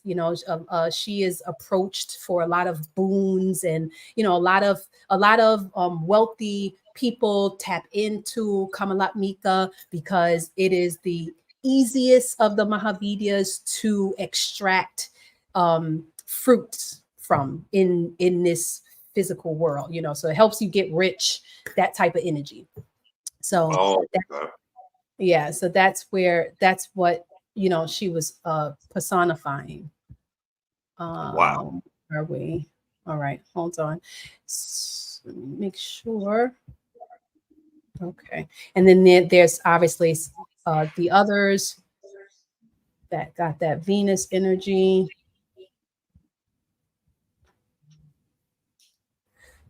So when just to put it in perspective, Maga Nakshatra is personified by a throne. I know we talked about the chariot too, and how the chariot is related to Taurus. So there's a lot of Taurus energy because we said that Mars and Uranus was in Taurus. So that's being activated. Kritika, Rohini, Maga, Ashleisha. Now, if you see that these junction points or these red lines, this represents the Gandanta points on the zodiac wheel. And the Gandanta points are like intense energy. They call it a karmic knot or spiritual fire, because it is where fire transitions to water, or water transitions to fire. Anytime that these placements on the zodiac wheel are traversed, there's intensity. So they needed to do everything before it gets to this point, because in Gandanta, you don't want to do something that you really want to have a auspicious outcome.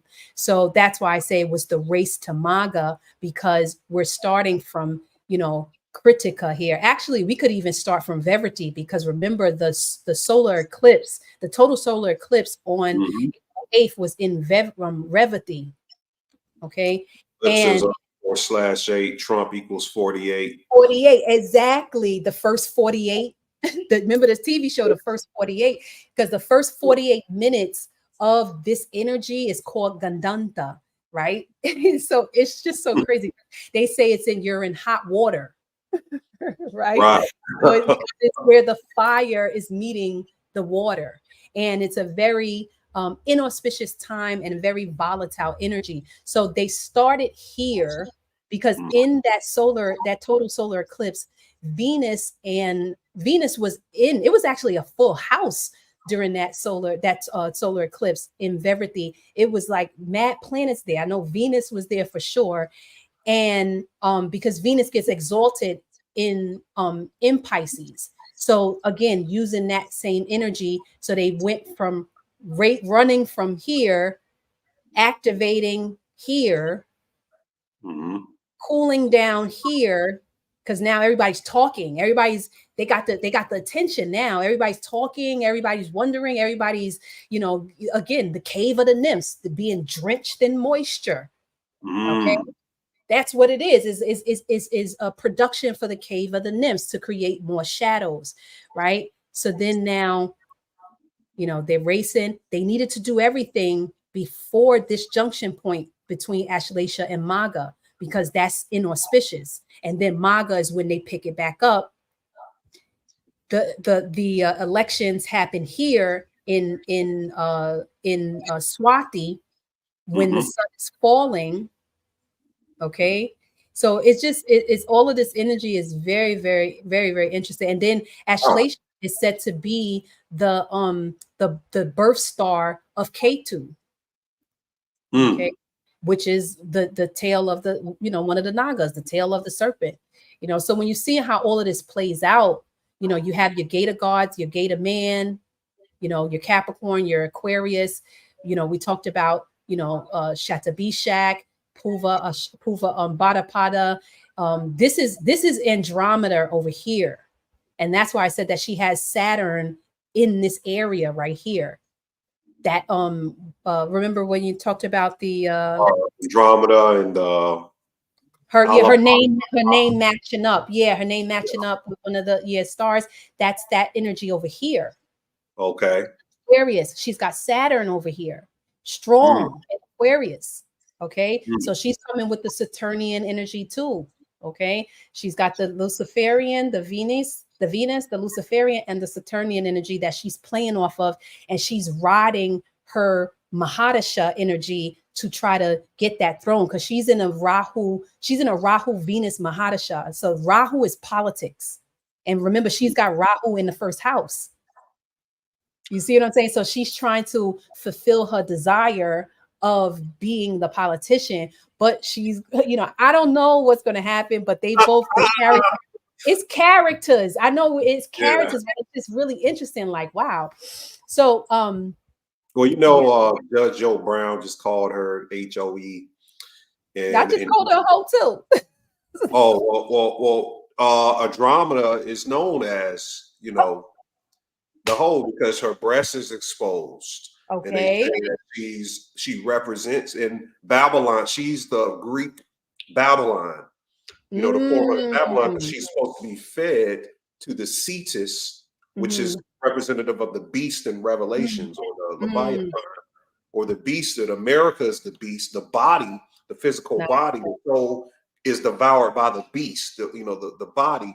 But she represents, when you say the Saturnian, Luciferian, she's an archetype of both features of America, featured as the whore Babylon, but she herself probably did do some things to get. No, she did. You see, they now coming out with them pictures of her and Montel Williams. She was hoeing. I did see that though. I did. That was crazy. He was hoeing. And it's interesting that you say the West, right? Like Saturn, the whore of Babylon, because that's actually what I call her too. I was like, she's the whore of Babylon, because the West is being ruled by Saturn and Venus on the wheel of time. You have two wheels going on when in astrology, in Vedic astrology. You have the wheel of creation and direction, and then you have the wheel of time or destruction. and the wheel of time is blocking, trapping, blocking the wheel of creation. So this is That's a part why of they it. came out with that show, Wheel of Time. Now it Yep. makes sense. And Yep. then, oh my God, Lord of the Rings, Rings of Power is about to come out during Maga. Yeah, yeah, yeah. Because During one, Maga. Saturn is strong right now. Saturn's in Aquarius. Okay, it's been in Aquarius for about a year and a half now. I think it moves in Saturn moves in Pisces in sometime early next year, about spring, between beginning and spring of next year. So a lot of things are occurring that are highlighting Saturn, but it's also a benefic time for all of us because Saturn in Aquarius is that knowledge, is the pouring out of the knowledge. That's why we're doing all of these decodes, and everything is just falling on our lap. You don't even have to, you could do a decode, you could start researching for like 5 minutes, 10 minutes, and you could find out so many correlations because the ether is, the medium is open right now. Akash is ready to pour out for all those who are tapped in. And that's why it's important to make sure that you get your tool belt with your hyperdimensional tools for this realm, you know what I mean, so that you can thrive in this realm, knowing these esoteric and these tantric principles. Really, even just knowing a small bit, I know I may be saying some things that are over, or beyond the awareness of a lot of our audience, but just the small amount of awareness, just listening to this transmission, you are opening the portal, or opening the energy for Akash to then further guide you with the gnosis. That's what it's all about. It is. Like every time I have, like you explain, when you say we can manipulate, just like how they grab the medium of ether and the Akashic representative of that, these events, these television shows, these spiritual experiences in my own time, when I get to practice putting on the metronome, playing the heavenly chords, I'm noticing is setting off something rhythmic in the Akash. And I start to have these dreams. I know, like yesterday, I sent you some wild stuff with my dream, but I'm like, yo, like today, I dreamed of 4 tornadoes that changed into a UFO, and I don't know why these things are. I swear, I just before I woke up, and then I got that phone call. But what I'm saying is that the Akash is revealing, and he's placing this in the chart. So I know you're going to show them how they can utilize the information, how they utilize the information on the world stage, but we can do it for ourselves. Yes, through the moon phases. That's what I'm gonna get to next, and and kind of give it's a very dynamic area of study. So I'm gonna unpack one section of it, which is the part that even the layman can use, or have awareness to, so that way they can thrive. You can thrive, you can gain boons and the fruits, and have auspicious and favorable outcomes, and do what we're here to do in this realm of ideas. This is a realm of ideas. We're supposed to be having ideas and desires and fulfilling them through the power of self and through the power of the cosmic bodies and nature around us. Right. What I wanted to point out about Uttara Ashara, remember we talked about that star, which is in Capricorn, which hides there's a hidden star in this nakshatra scheme.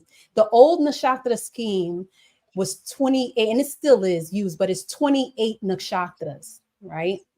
Now you see that 8 and 2 is 10, right? So the 28 nakshatras, but only 27 is really like highlighted, because the 28th nakshatra, which is really the 22nd nakshatra, right?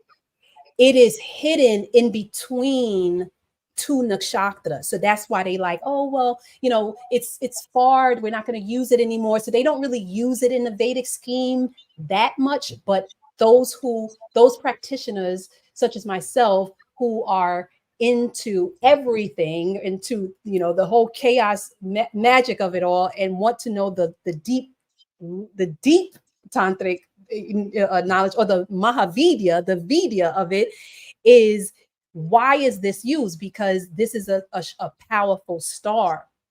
And Wow. you see, it's all about initiating ventures, engaging in spiritual pursuits, business affairs and transactions, interacting with authorities, signing contracts, establishing foundation. Like, this was known as the star of victory. That's why the president is inaugurated on January 20th, because at that time the sun is in this nakshatra. Right. Hold on, I gotta plug myself in. Bear with me one moment. Okay, go ahead. So the sun is in that nakshatra, and it's being activated. Now, remember, we also said that this is the nakshatra of war too. They initiated wars during this nakshatra. Okay. Now, the reason why I put focus on this is because, for a couple of months, I've been hearing a lot of people, and actually a couple of months, some time now, maybe about a year, a lot of people are like, oh, Pluto returned. Pluto is in Aquarius. Pluto is this, Pluto is that. And I'm like, if they really, really knew like where Pluto was sidereally, it would make more sense where Pluto is. It would make more sense, because right now Pluto is in Uttara Ashada. And remember, we said Uttara Ashada was all about war. So when did the wars begin? Like Ukraine war began? It began the same day or around the same time that Pluto went into Uttara Ashada. Wow. Okay. It makes more sense. Like, okay, see, look, Pluto, Uttara Ashada, Pada 3. Okay, right. is in reverse. That's why it's been a lot, because it's been in Pluto since it's been in Capricorn since the scamdemic popped off. Because they were using that energy too. Pluto had entered Capricorn. Yeah, and that alignment was interesting too, because that was where it was Jupiter involved, it was Mars involved, it was Rahu and Ketu were like exalted at that time. And remember, Rahu is all about injections, needles, illusions, theater, all that. And Ketu is all about terrorism.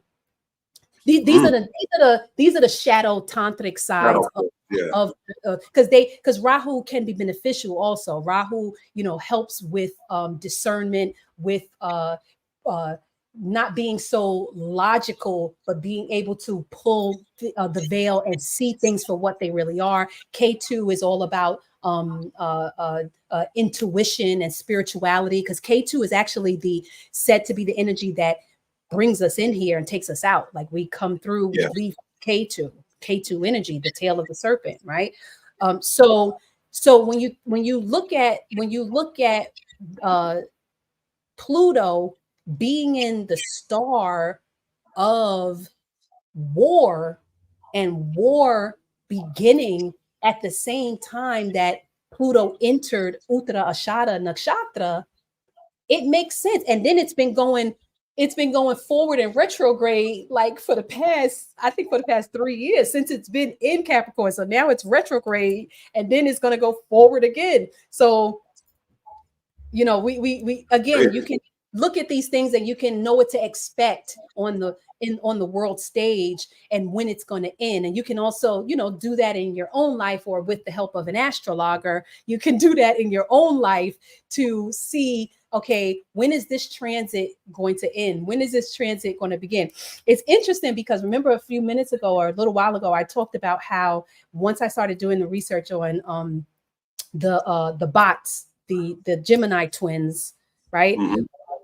Trump and Harris, I noticed that there was a connection with them and my own birth chart, which is interesting because when you and I had to do the original podcast, I had to postpone because I had an injury, and my injury was on my ear. Okay, Crazy. this happened the same time. No, this blew my mind, brother. This blew my mind. Like it, because I'm like, no, if nobody don't know, if anyone like doubts that there's a organic side to all of this, you know, these play out. So peep this, right? The day that they fired Trump, it's funny because they had a sign behind it and it says something about fire, and then the gun was fired, right? So the day that happened, right? A couple of days before that, there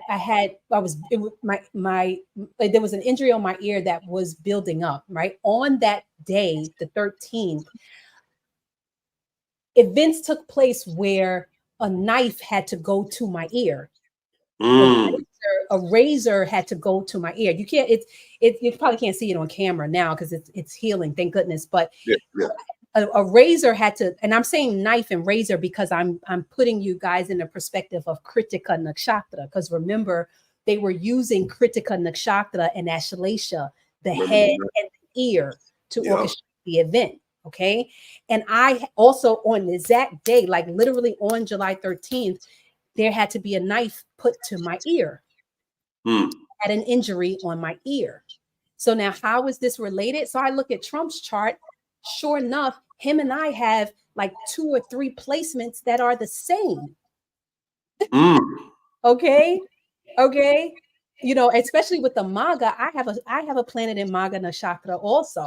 Okay. And he's got the Gemini action going on. He's got Mercury at 15 degrees. My Mercury is at 15 degrees, not in Gemini, but my Mercury is still in 15 degrees, but it's having an exchange with Gemini. It's called a Parivantaran exchange. So it's when 2 planets are in 2 different signs, but they are in each other's sign. So therefore that would be like Mercury in Sagittarius and Jupiter in Gemini.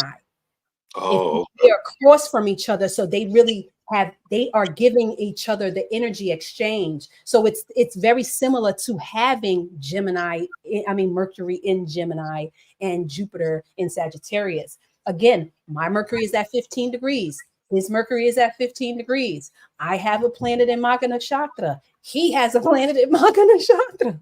Wow, that's crazy. It's just showing you, family, this stuff is real.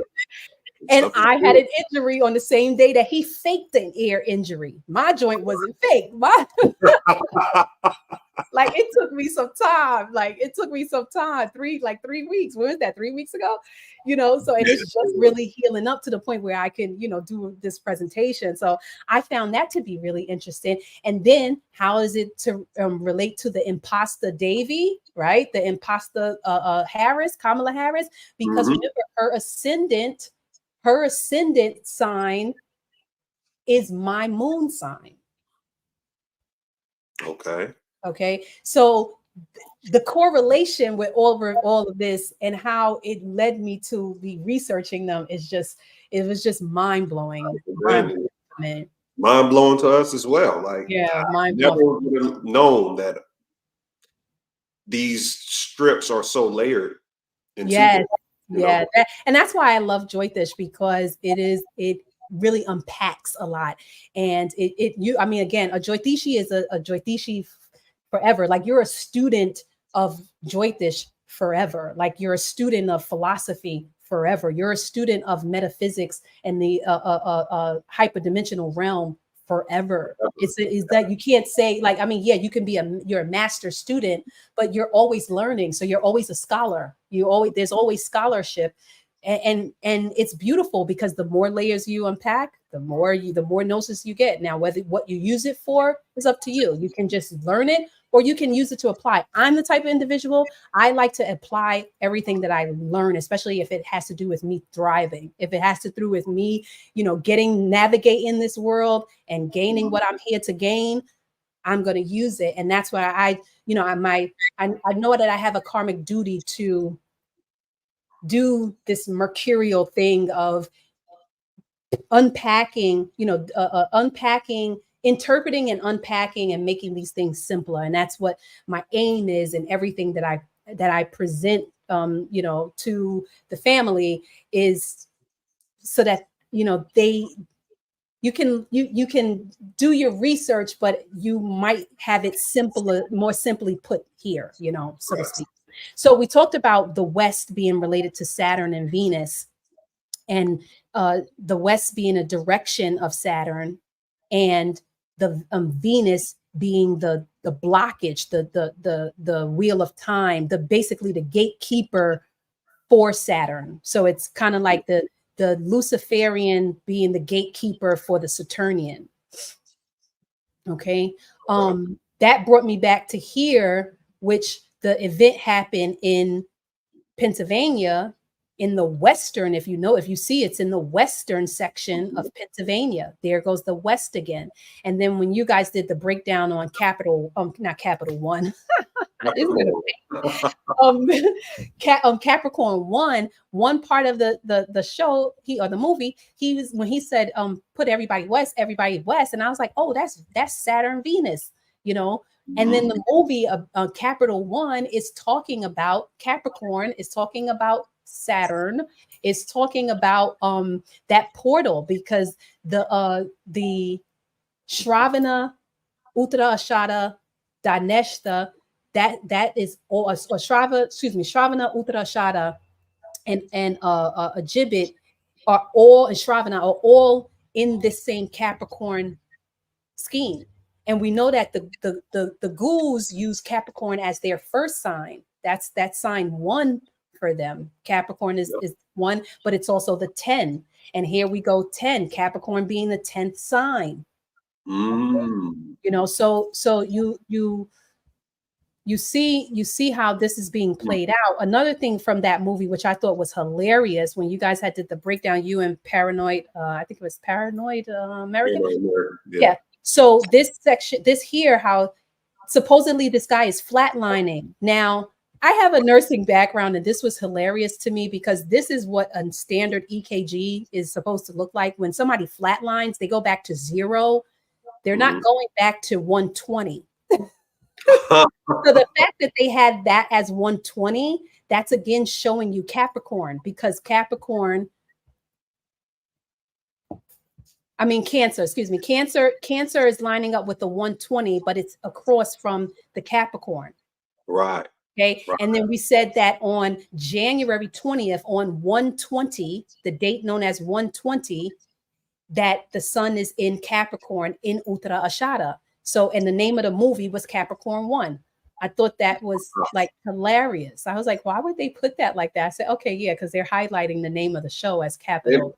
And the 120 connects to the moon, because it's still talking about moon landings.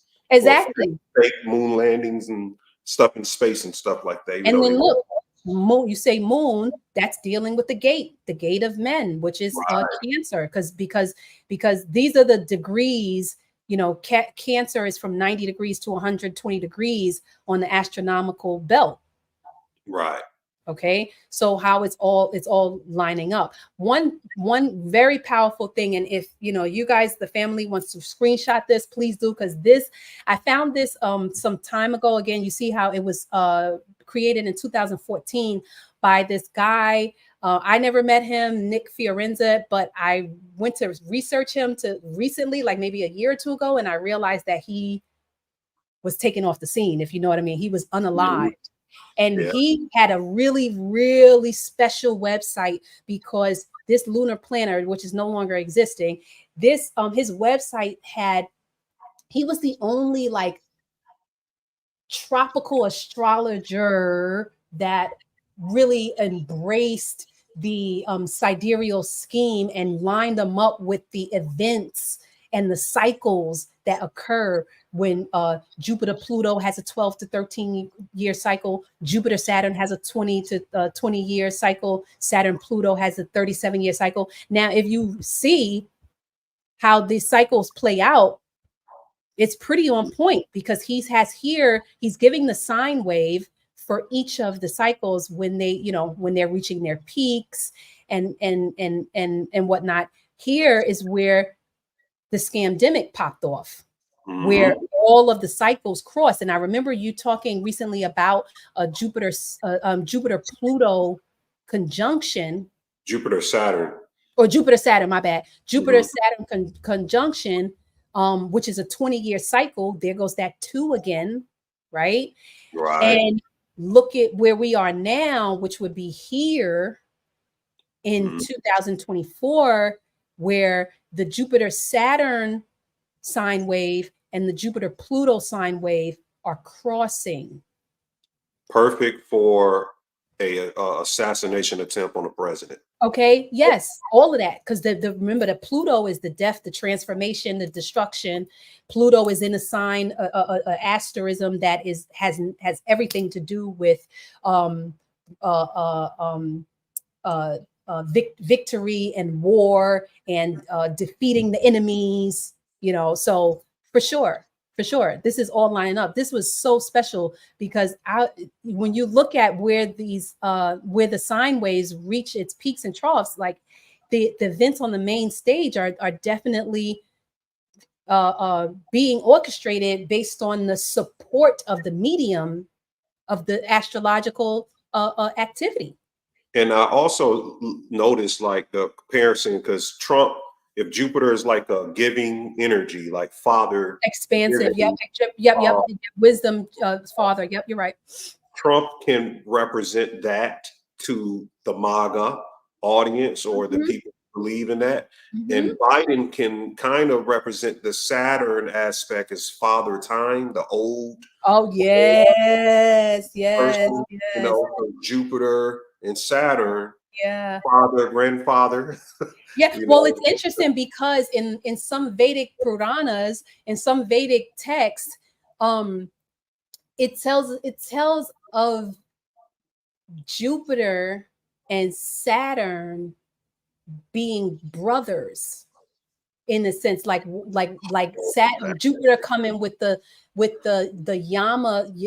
Yama energy, and Saturn coming with the Kali time energy, Kala time, and not Kali, the female Kali, but the time energy. It's really interesting because when you look at the gates,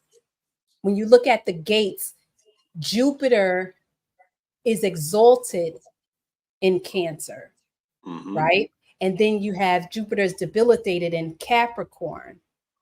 You see, so that is that same, and they're supposed to be like nemesis, so to speak, because the way that they were created was, it was out of deception. It's Romulus and Remus, the story of the two brothers, but they become nemesis, the battle for Rome. One is trying to build a wall. One was trying to tear the wall and establish. So it's a brotherly nemesis story. Yep. That's exactly what it correlates to. So so this is interesting to see how this is all going to play out. And like, I just like that, like, I'm gonna have to figure out how to do this for 2040 and beyond, because he took us from 2010 to 2040, a 30-year span. So we'll see. But like, wow, this was a good website. I missed this website, but I'm so glad I captured this image, because it just tells a lot. The crisis point. This is where everything was popping off, and then the emergence. So I thought that was definitely on point. He definitely knew what he was talking about, and the gematria approved. They took that person out. All right, I looked it up first. Oh, you did? Yes. Okay, great. I thought so. I didn't do any of the numerology, but I just knew, based on what he had on his website, it was powerful stuff, bro. It was powerful. He passed on the 47th day of his 66th age, and his name equals 47 and 66. Okay. Okay. So was he? I don't know. Maybe he was an agent. I don't know, but they knew he had something they didn't want out. Yeah, he did. He really did. Here I'm highlighting the association. This is the going into other tantric lore, the palmistry, because we talked about the pinky and his association, and the pinky has association in the more tantric lore as Venus, because it is the water element, and there's a mudra that actually, like, you put your two pinkies together, that's like a Lakshmi mudra, and Lakshmi is Venus, right? However, there's another scheme of palmistry, because with all of these doctrines, or which all of these areas, like, you'll see more than one school of thought, and this is taking the whole zodiac wheel, all 12 zodiac signs, and then the grahas, the planets, and putting them on the hand. So if you notice, you've got Saturn, Venus, and Mercury all being associated with the pinky. So even though it's normally associated with Venus in like I said, in more tantric lore, it's associated with Venus. It's still carrying the energy of the water, but you still see the energy of the twins Right. here. Remember when we said that's Mercury and Venus in ancient lore were known as twins. This is not Vedic lore, but ancient lore, I believe, are from coming out of the Hellenistic, zodiacal traditions. It's always been the twins. It's always been. Yeah. Okay. Cool. Yeah. All right. Cool. I'm making sure, because sometimes, like, people wouldn't, they don't think of it like that, and they don't know that, and I'm like, wait a minute, yeah, they are the twins. It makes all the sense that they're twins, because look at how their relationship is with the sun. Yeah. What else did I have for you here? I'm just going to try to run through this so we can get to the ontology of the moon. Do you still have time? Are we good on time? We probably got under 20. On 20 minutes? Okay, cool. All right. So this is just kind of given the nakshatras broken down into different categories. This is how they look at them, as, what their quality or their gunas are. And if you see, Ashlesha, Jesta, under the dreadful category, you got Kritika under mix. So all of these are, the energy that's being put forth with these nakshatras. Oh, I need to have that. I need to look at that. Yeah, sure.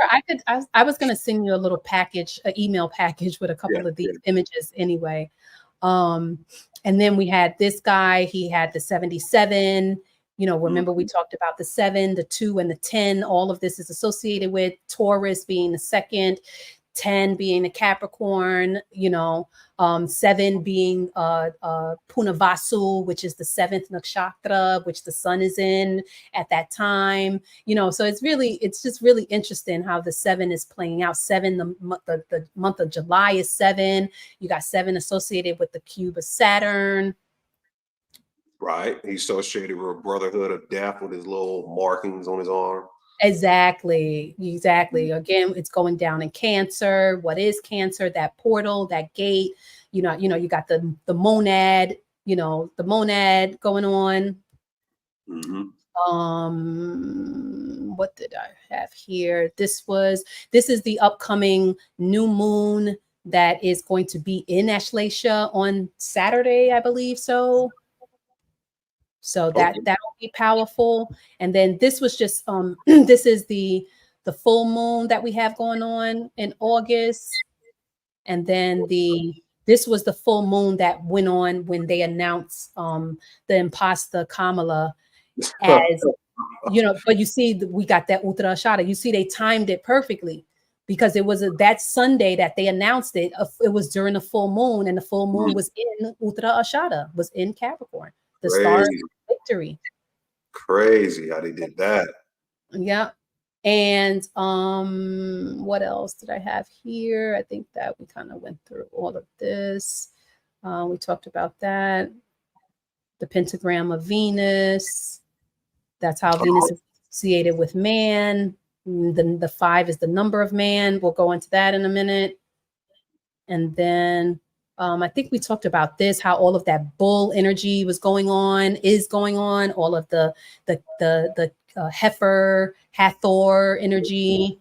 The Olympics. Yep. They had the bull on full display, and we also found that same bull on the Ozempic. And remember, we showed the Wicked picture. Yep. They both look like they're Ozempic users. Cynthia Erivo and Ariana Grande. Yes. Celebrities, the Hollywood loosh drug, and they have the Hathor goddess, Yes. the parent company of Ozempic. Yep, which is the cow bull energy, for sure, for sure, for sure. Okay, so I think that might be it for that. I'm gonna go into the ontology of the moon phases.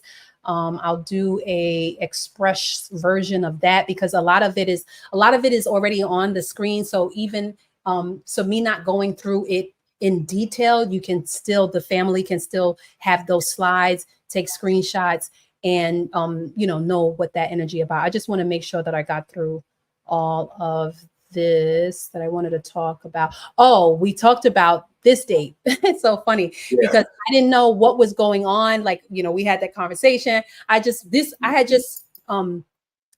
that the 5th lunar day in the bright half of the month, when in the month of Shravana, which is August, is very powerful because that's when the Hindus acknowledge the Nagas. It's a great day, very, very highly auspicious day because we're in the month of August, the month of gold, the gold rush, the gold month, the month of Shiva. Shiva is you, the pure consciousness.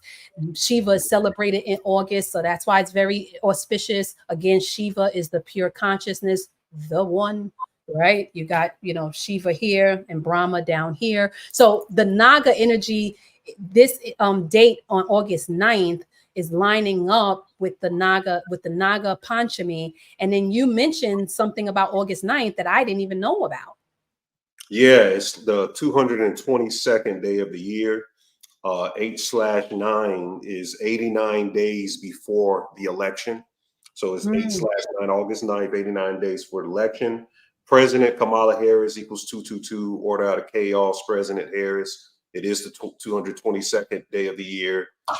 Also, the connection with Biden, President Biden, President Joe Biden equals 144. 8/9 leaves 144 days in the year. So it's a perfect day. By the way, when he first got elected into office, Joe Biden, when Kamala got in, the wrestler Kamala died on 8/9, the fat guy. People who watch wrestling know, but he died. His name is Kamala. He died on 8/9 in 2020. That's funny that you said wrestling because one of the first things that came to me with this whole production, and I was the global, because I looked up WWE. That's funny that you say that because somehow it led me to that because I'm thinking wrestling, I'm thinking Trump, I'm thinking theater. So I looked up what WWE, and then it led me to, like, it described it as a global integrated media entertainment company. And I was like, this is exactly what all this is. It's a global media, globally integrated media entertainment company. That's exactly what it is. But everybody look for that date 8/9. Something's going down around that. For sure, for sure. But it's a good day. It's a good day to basically be in tune with all things associated with Naga energy. I'm gonna just capture it and say that, in deep occult knowledge, intelligence, insight, intuition, foster all those things. So if you can, if we want to contemplate / meditate on these things to bring that energy to yourself, we are the Nagas, so we have to embrace ourselves. Okay. All right. So I'm going to switch over real quick so I can run through this. I just want to make sure that there was nothing else that I wanted to point out here. Okay. I think we're good. Something, what did I say about this? Oh, we were talking about the bullet, the picture I showed at the Olympics opening. They had a moon with a bullet in its right eye. Okay. Yes, yes. And I was saying that that's related to two, the Taurus, the second house, because the right eye is related to the second house. So it's still giving that Taurus energy, that moon energy, that Cancer energy, you know, that one eye symbolism, you know, that the wink, you know, like the to telling you that things are fake. Wink, wink. Yeah, exactly. All right. So let's get into this a little bit. Well, not a little bit, but let's get into this and see how much Yeah. we can cover. I'll try to go through it quickly. Take your time. Okay, cool. Just let me get my notes. Hold on. And thank you, family, for continuing to stick around and rock with us. You know, I know we chopping it up. We, you know, serving some soul food. Oh yeah, people they up in here. We here for it. Yeah, for sure. But they're Amazing. definitely useful, you know, tools of the cosmic cycle. Okay, so as we know, like astrology is an ancient form of timekeeping. When you and I had our previous meeting of the minds, what was that? 2 years ago? A year ago? It was some time back. It was some Yeah, time back. it was some time back, but it's good. Good vibes. Good vibes. 2021. Exactly. So it is the time is a tool of energetic flow, and it is used to, what is time? It's used to identify and describe and capture points throughout the cycle. So Mhm. time doesn't exist on its own. Time is like, we have to look at it like it's it's a tool. It's like I was related to like a ruler, you know, like a not ruler, but a measure, a Yeah. measuring tool, you know. Mhm. Sorry, excuse me. Hold on for 1 second.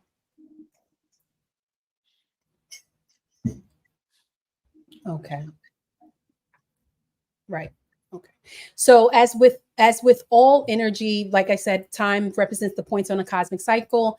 Time can also be used as an artifice to deceive timelines, and that's what we see with going on with the production of the loosh factory and the, you know, the race, the battle between the race of the twin sarpas. That's you know, all of everything that we're talking about as far as um psyops, psychological operations.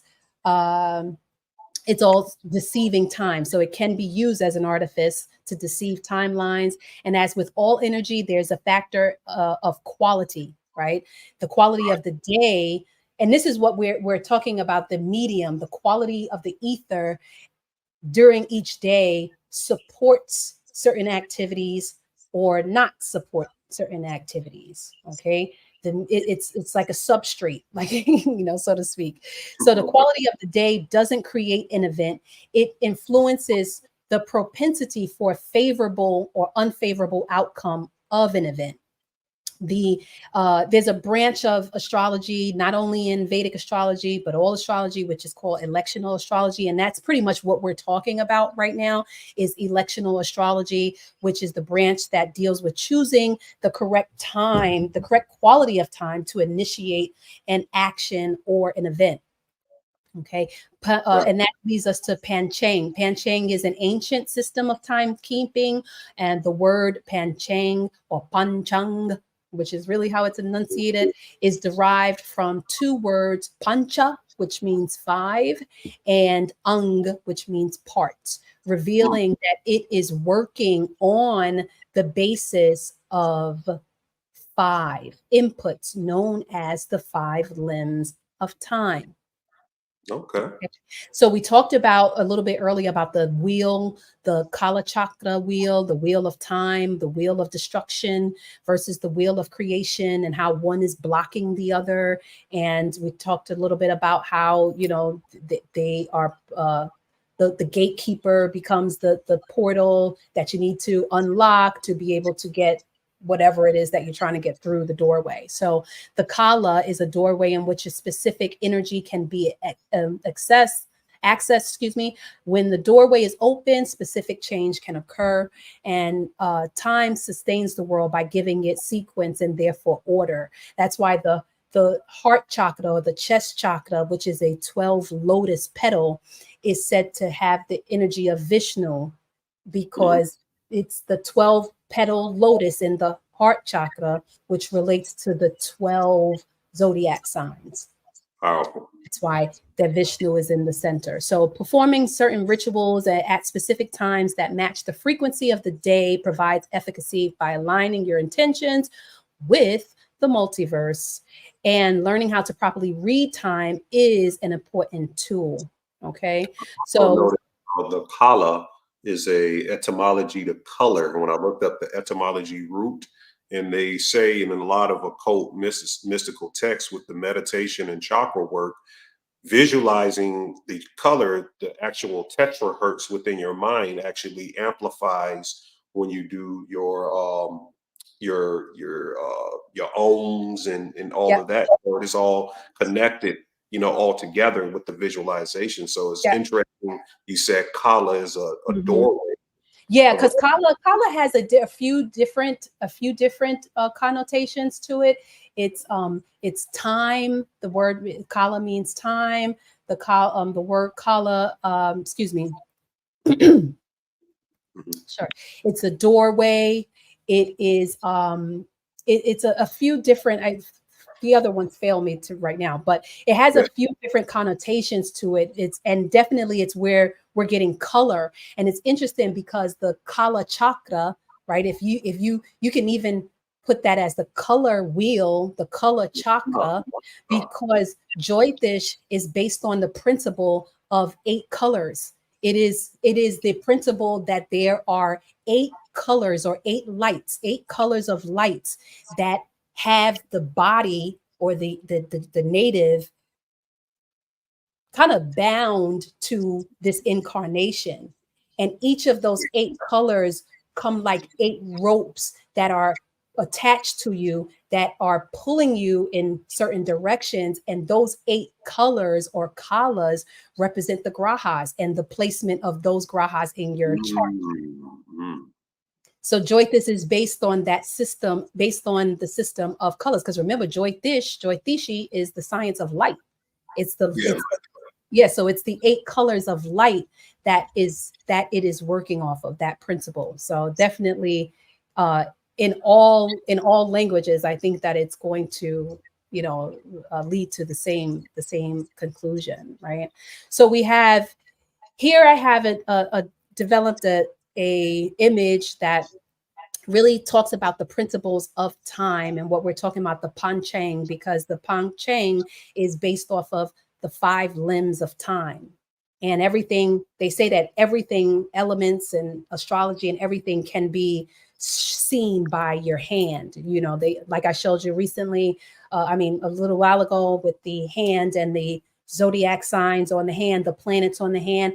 Now, this is a more tantric scheme that is relating to the tantric side of timekeeping and Vedic astrology. So it has Jupiter as the thumb because Jupiter is the Akash. It has Mars as the index finger, Mercury as the middle finger, Saturn as the ring finger, the Lord of the Rings, and then Venus as the pinky finger, which is the water. And each one of these grahas are relating to a specific part of the Panchang, the 5 limbs of time. You have the Yoga, Vada, Karana, Nakshatra, and the Tithi. All 5 of these make up what we know as a day. They work in a relationship with one another to bring about whatever cyclical events occur. Okay, so we have the 5, that 5 again, and here I'm just breaking down how that 5 is related. We have the 5, which is the Venus and Mercury twins. 5 is relating to Mercury. It's the number of Mercury. Then we have the 5 relating to Venus because of the pentagram and the image of the man, arm, leg, head. That image is related to Venus because it's the pentagram. And then when I looked up in, so funny, because when I looked up in what was it? here, the gematria for 5, you see we're getting the 20, you know, we're getting the 42, the number of man, the number of rainbow, you know, like it's just interesting how it had the 76 in Kabbalah, like it's just, you know, the 72 Goetia, you know, like is relating to so much, this number 5. Right. You right. know, so Definitely coded in. It definitely. So the number of man, also 42, which I found, I learned this through Jyotish too. The 42 is the number of number of degrees, or the angular degrees that a person has to be standing to view a rainbow. So the 42 in Jyotish is known as the 42 degrees is associated with the vision, or the imagery of the rainbow. And when you're standing at that angle, that's when you're able to see a rainbow, if the moisture in the air, you know, lends itself. So you have the 6 relating to Venus, the 5, the number of man, 5 elements of nature, pentagram Venus, which is Venus's synodic cycle. That's that pentagram that Venus makes in the sky, which is related to the 5. Then you have the 5th tarot card. You have the 5th Hebrew letter, which also relates to this, because the 5th letter in Hebrew, Hey, which is a really interesting letter, is the it enumerates to 10. And we go back to 10, and it means window. So it also means breath, or to breathe, to exist, to desire. So the Hey, the H-E-H, that Hebrew letter is also, again, relating to, you know, giving more synchronicity to what the 5 is relating to. It's also, the Hey was used as a identification for stars. The Hey is one of the 12 simple letters of the Hebrew zodiac, and it relates to the sign Aries. You know, so it goes back to all of that. So then you have the Panchang, working on the 5 lens of time. We said that those are Vada, which is the day of the week, the Tithi, which is the lunar day, Nakshatra, which is the lunar constellation, and then the Yoga, which is the solely lunar relationship. Okay. The Cardinal is the half of lunar day. Yeah. So all of these are working. Remember, you know, the word yoga in all contexts means relationship, but the yoga of the day is very important, because this is what's used in Muhurta, which is the relationship between Jupiter and Venus on a grand scheme. But this relationship determines which yogas will be on for that day. And then this image here is just, again, giving the insight to the Tithis and what is going on, the moon, you know, traversing approximately 12 degrees each day, having that angular relationship between the sun and the moon. So the Tithis within itself is the relationship between the sun and the moon each day. And the sun and the moon each day, I'm not in one cycle, shares 30 relationships. And that's how we're getting to the whole 360-degree wheel. So this is how it's breaking it down in this fashion. Okay. And it's also, this image is also showing you which lunar days are ruled by which planet. So this, I don't know, it's in Spanish, I think, but numbers is universal. So you have that here, and how they go forward. So again, another image talking about the monthly moon cycle, the 30 Tithi. That's how we're getting 30 days of the Gorgon calendar. And you know, we go from the waxing moon to the waning moon. So in 1 month, you have 2 fortnights. I'm sure a lot of people are aware of that lingo. And the first fortnight, which is known as the waxing phase, or the bright half of the moon, you have 15 Tithis. And then in the waning or dark half of the moon, you have the 15 Tithis. Okay, so they're kind of like mirroring one another, so to speak. Mm-hmm. So you have waxing, you have your waning, you have your bright half, and you have your dark half. And it just shows me all the time the duality always shows back up. You know how you said they're reflecting each other. The duality is what we're trapped in. You know, it's what's reflecting is duality, the relationship between one another. You know, we put it in half. You show the chart on one side to another. There's relationships to each side that we have to go through each day. You know, so it's interesting. Exactly. And then each, you know, so on the 15th day, this is the one that is different between the two fortnights. You have the 15th lunar day of the bright half being Purnima, which is the full moon, and then the 15th lunar day of the dark half being Amavasya, which is the dark moon. And we'll get into that a little bit more in 1 second. But just to, you know, show the difference between them, between the waxing phase and the waning phase. So why is the moon phase important? Because the moon phases gets reflected in our mood and in our mind, and based on what's going on with the moon definitely influences a lot of our daily operations and our daily occurrences. So after all, we know that moon is kind of like hosting this reality show that we got going on in this realm of ideas, you know, so it's best to kind of like, you know what energy is being put out.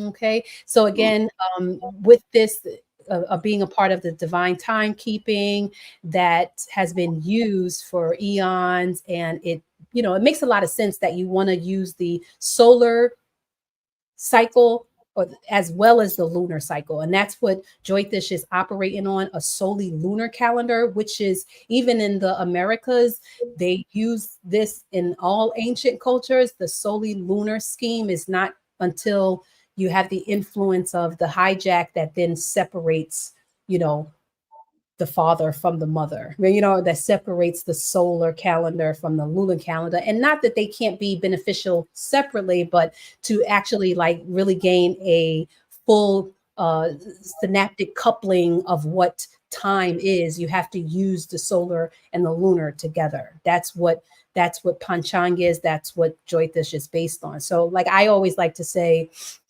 you know your mother as you know your father, right? Like honor your divine mother, your Ida, honor your divine father, your Pingala, to visit frequently your guru, to guide your Atman, which is your purpose here, your soul here, your heart chakra here. So know your mother as you know your father. Honor and visit your guru often, which is meditation and contemplation, because that's where you want to always go up to the throne room, right? Honor your guru to guide your Atman. Right, that's powerful. Right. So the longitudinal difference between the sun and the moon, it provides a certain amount of light, and that light translates to pure consciousness, to Shiva energy, to intellect. And that's why the rishis, they use this electoral astrology scheme to witness and to record the waveforms, the sine waves of what's going on with this energy, so that they can advise, you know, their family members and their villagers on when was a more auspicious time to do things. Okay, because it's based on a lot of kind of complex arithmetic calculations, but fortunately for us in modern times, with the help of Rahu, see, Rahu can be good. With the help of Rahu, we have computers, and we can look up on websites, you know, and gain knowledge of what the panchang is for the day without having to calculate them ourselves. Right. So it gives an insight. It gives an insight to the quality of time. That's what panchang is doing. Okay. And then here I kind of condensed this to show the energetic signatures of each of the lunar days. So they are broken up into the three gunas, the rajas, the tamas, the sattva. You got the passion or the activation. You got the inertia, or waiting to be activated, the stillness, the nothingness, the darkness. And then you have the sattvic, which is the purification. The purification. So you got the red, the black, and the white. Okay. And then each of the tithis are broken up into the three, and they kind of flow. The first 5 tithis are the Rajasic tithis. The next 5 tithis are the Tamasic tithis.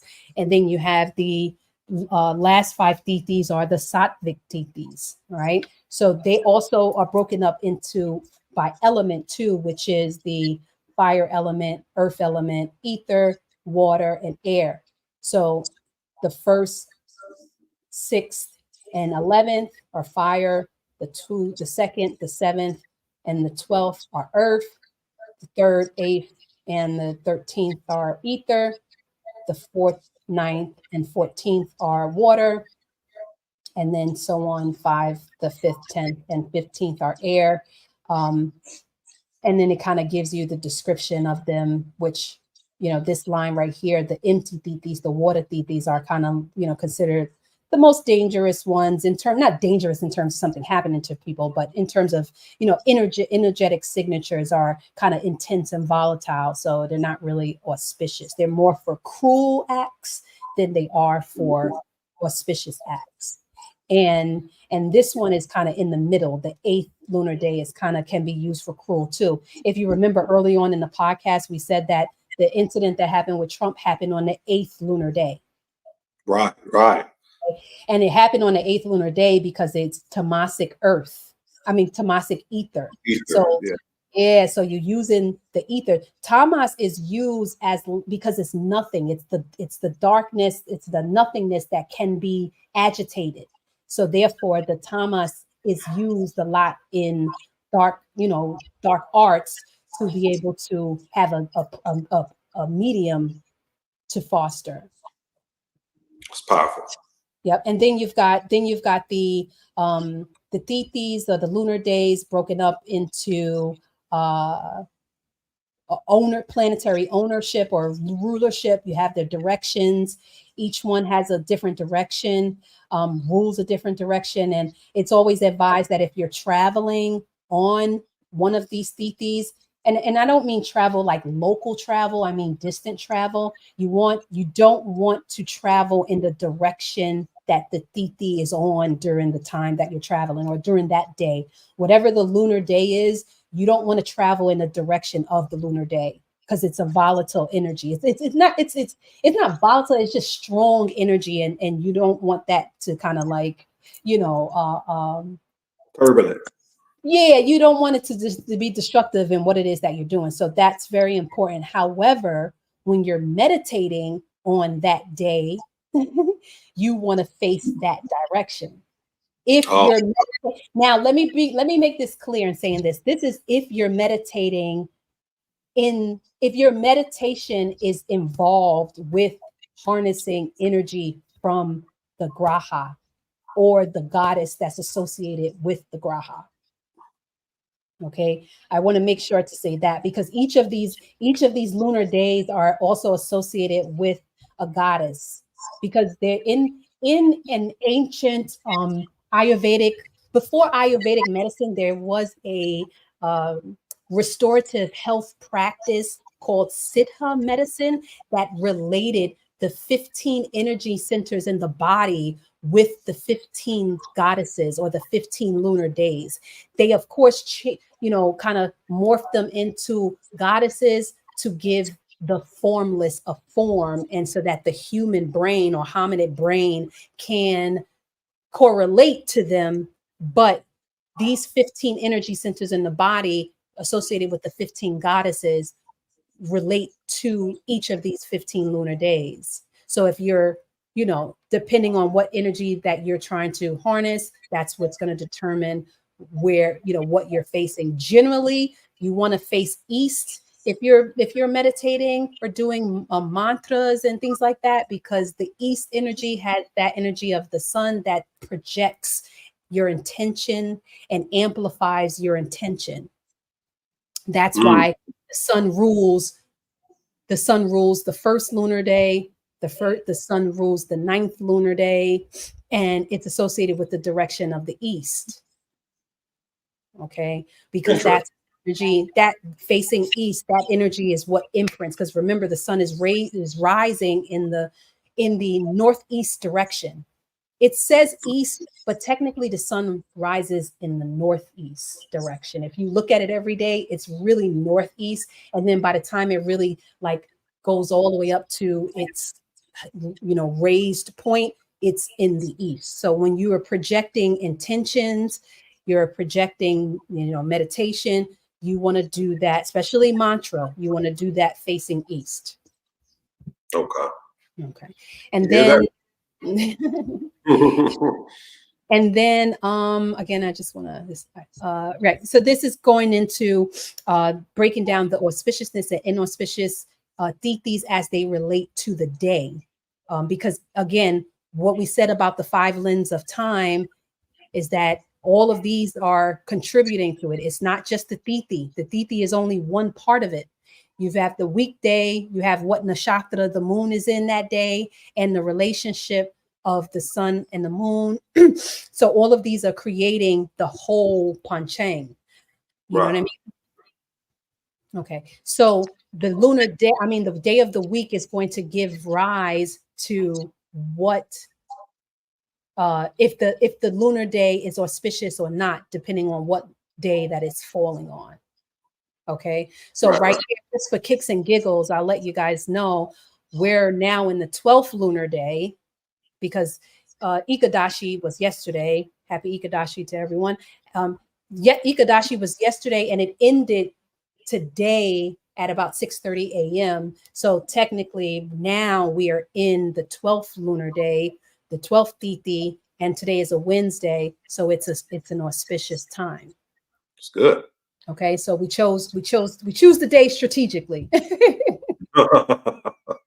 Right. And then here I just kind of break down what the activities of the lunar day holds. I'm just going to quickly go through the highlighted areas. You guys can read this on your own. But the kala of each day, obviously, we said holds certain energy.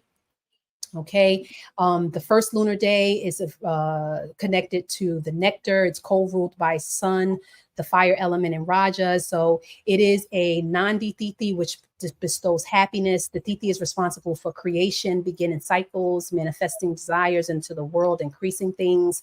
The lunar day enables one to see truth and make right by decisions. But what I want to also focus on is the using color magic each day also is also a part of this whole tantric area of Vedic astrology, because when you wear the tantric color of the planet ruling the lunar day, it diffuses or removes the impurities of the planet of that day. For example, the first lunar day is ruled by the sun. Right. So in order for you to mitigate or remedy the impurities and strengthen the sun, you want to amplify Venus, because Venus is opposite the sun on the wheel, the Kala Chakra, that wheel that we showed earlier. Right. You want to realize Venus to remedy sun.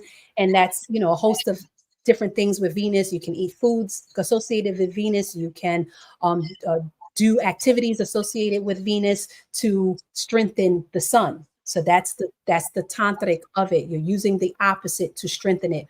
For example, in the same thing as color magic, you're using the colors of Venus to diffuse the impurities of sun. Now, with Venus, with the sun is very interesting, because in the scheme, both schemes, the wheel of time and the wheel of the wheel of time and the wheel of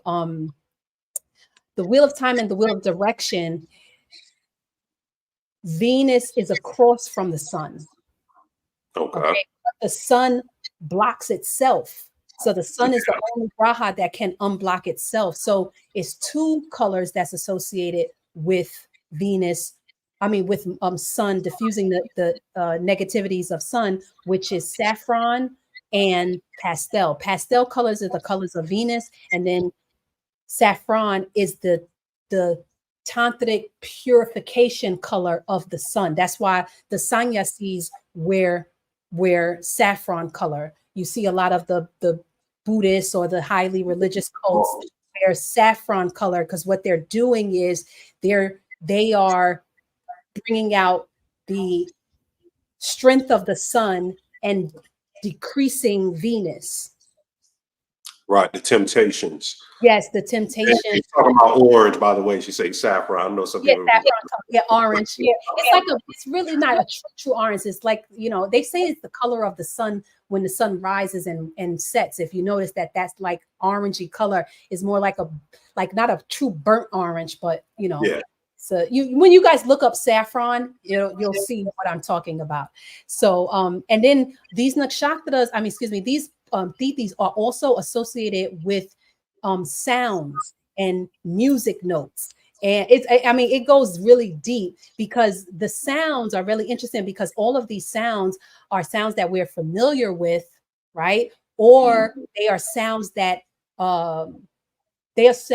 appear in the Bij mantras. So for example, the Bij sound that is associated with the first tithi is right? Now we know that in a lot of Bij mantras, it's AM at the end. It's either Lam, Ram, Ham, it's the AM. Why is the AM there? Because the AM is it's the initiator. It is the quick it enables you to pierce the ether with the okay. So that's what and when you think about Bij mantras, you think about them in terms of that, like you are piercing the ether, putting a sine wave in the ether of creation. That's why Bija means seed of fire, seed of creation. So you want to, you're putting these bijas into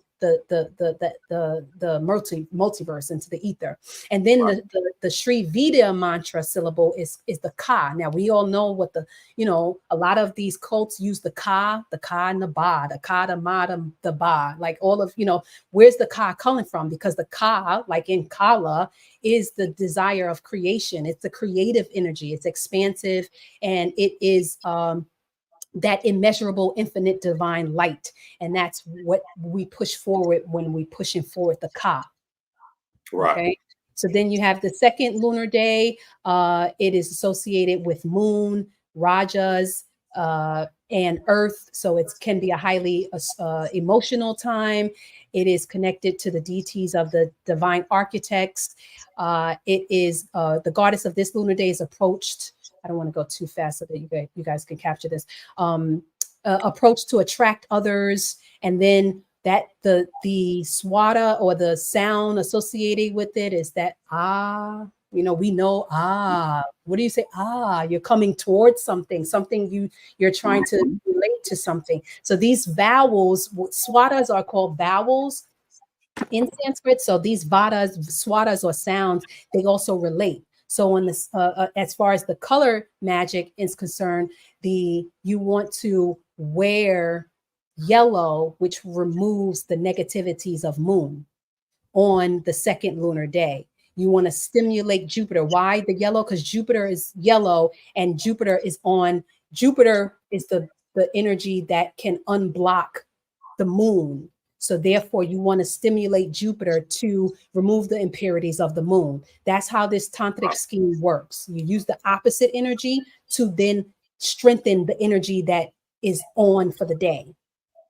Right. Okay. So you can do this in your personal life, because if you want to know what you want to wear today, what color you want to wear, you want to mix it up. The day begin with the 11th lunar day which is Mars. The opposite of Mars is Saturn, which is blue. So I'm wearing a blue shirt, but it changed to the 12th lunar day, which is ruled by Moon. So I put on the white. You see what I'm saying? So it's different. I mean, not Moon, Jupiter, excuse me, Jupiter.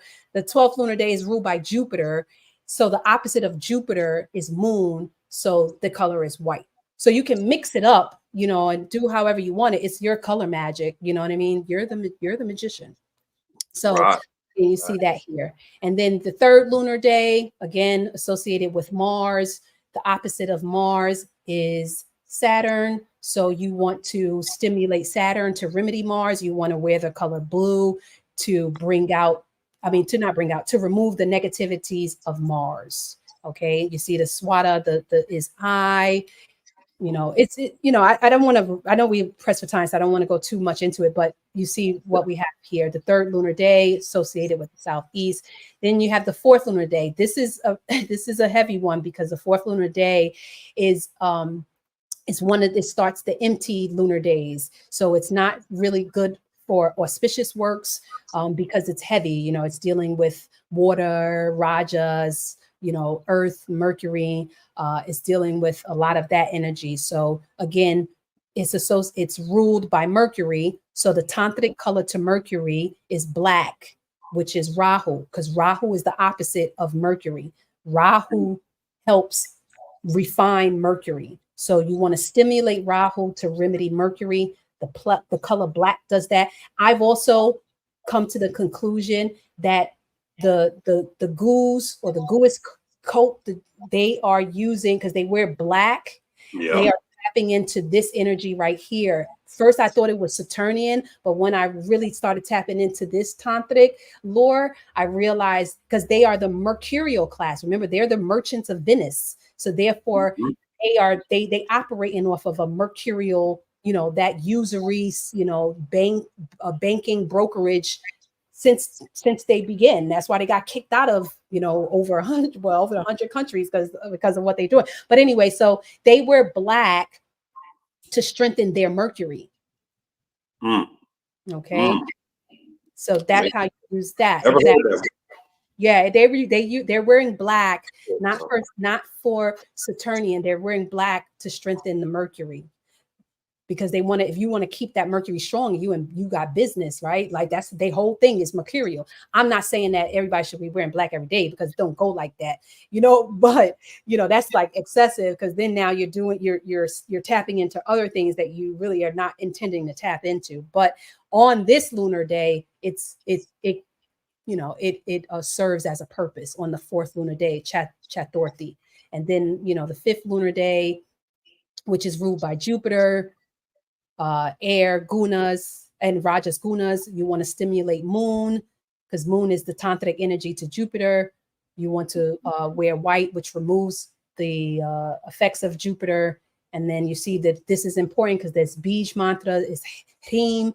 Hrim is used in a lot of Bij mantras and slokas. Like I'm a big scholar of all things tantric and mantra, tantra and mantra, because I know that it's the key to everything. And this Hrim shows up in a lot of shlokas, a lot of Bij mantras, and a lot of mantras, longer mantras. So because it is the power of transformation, it also is dealing with the tree energy of Parvati, Lakshmi, and Saraswati.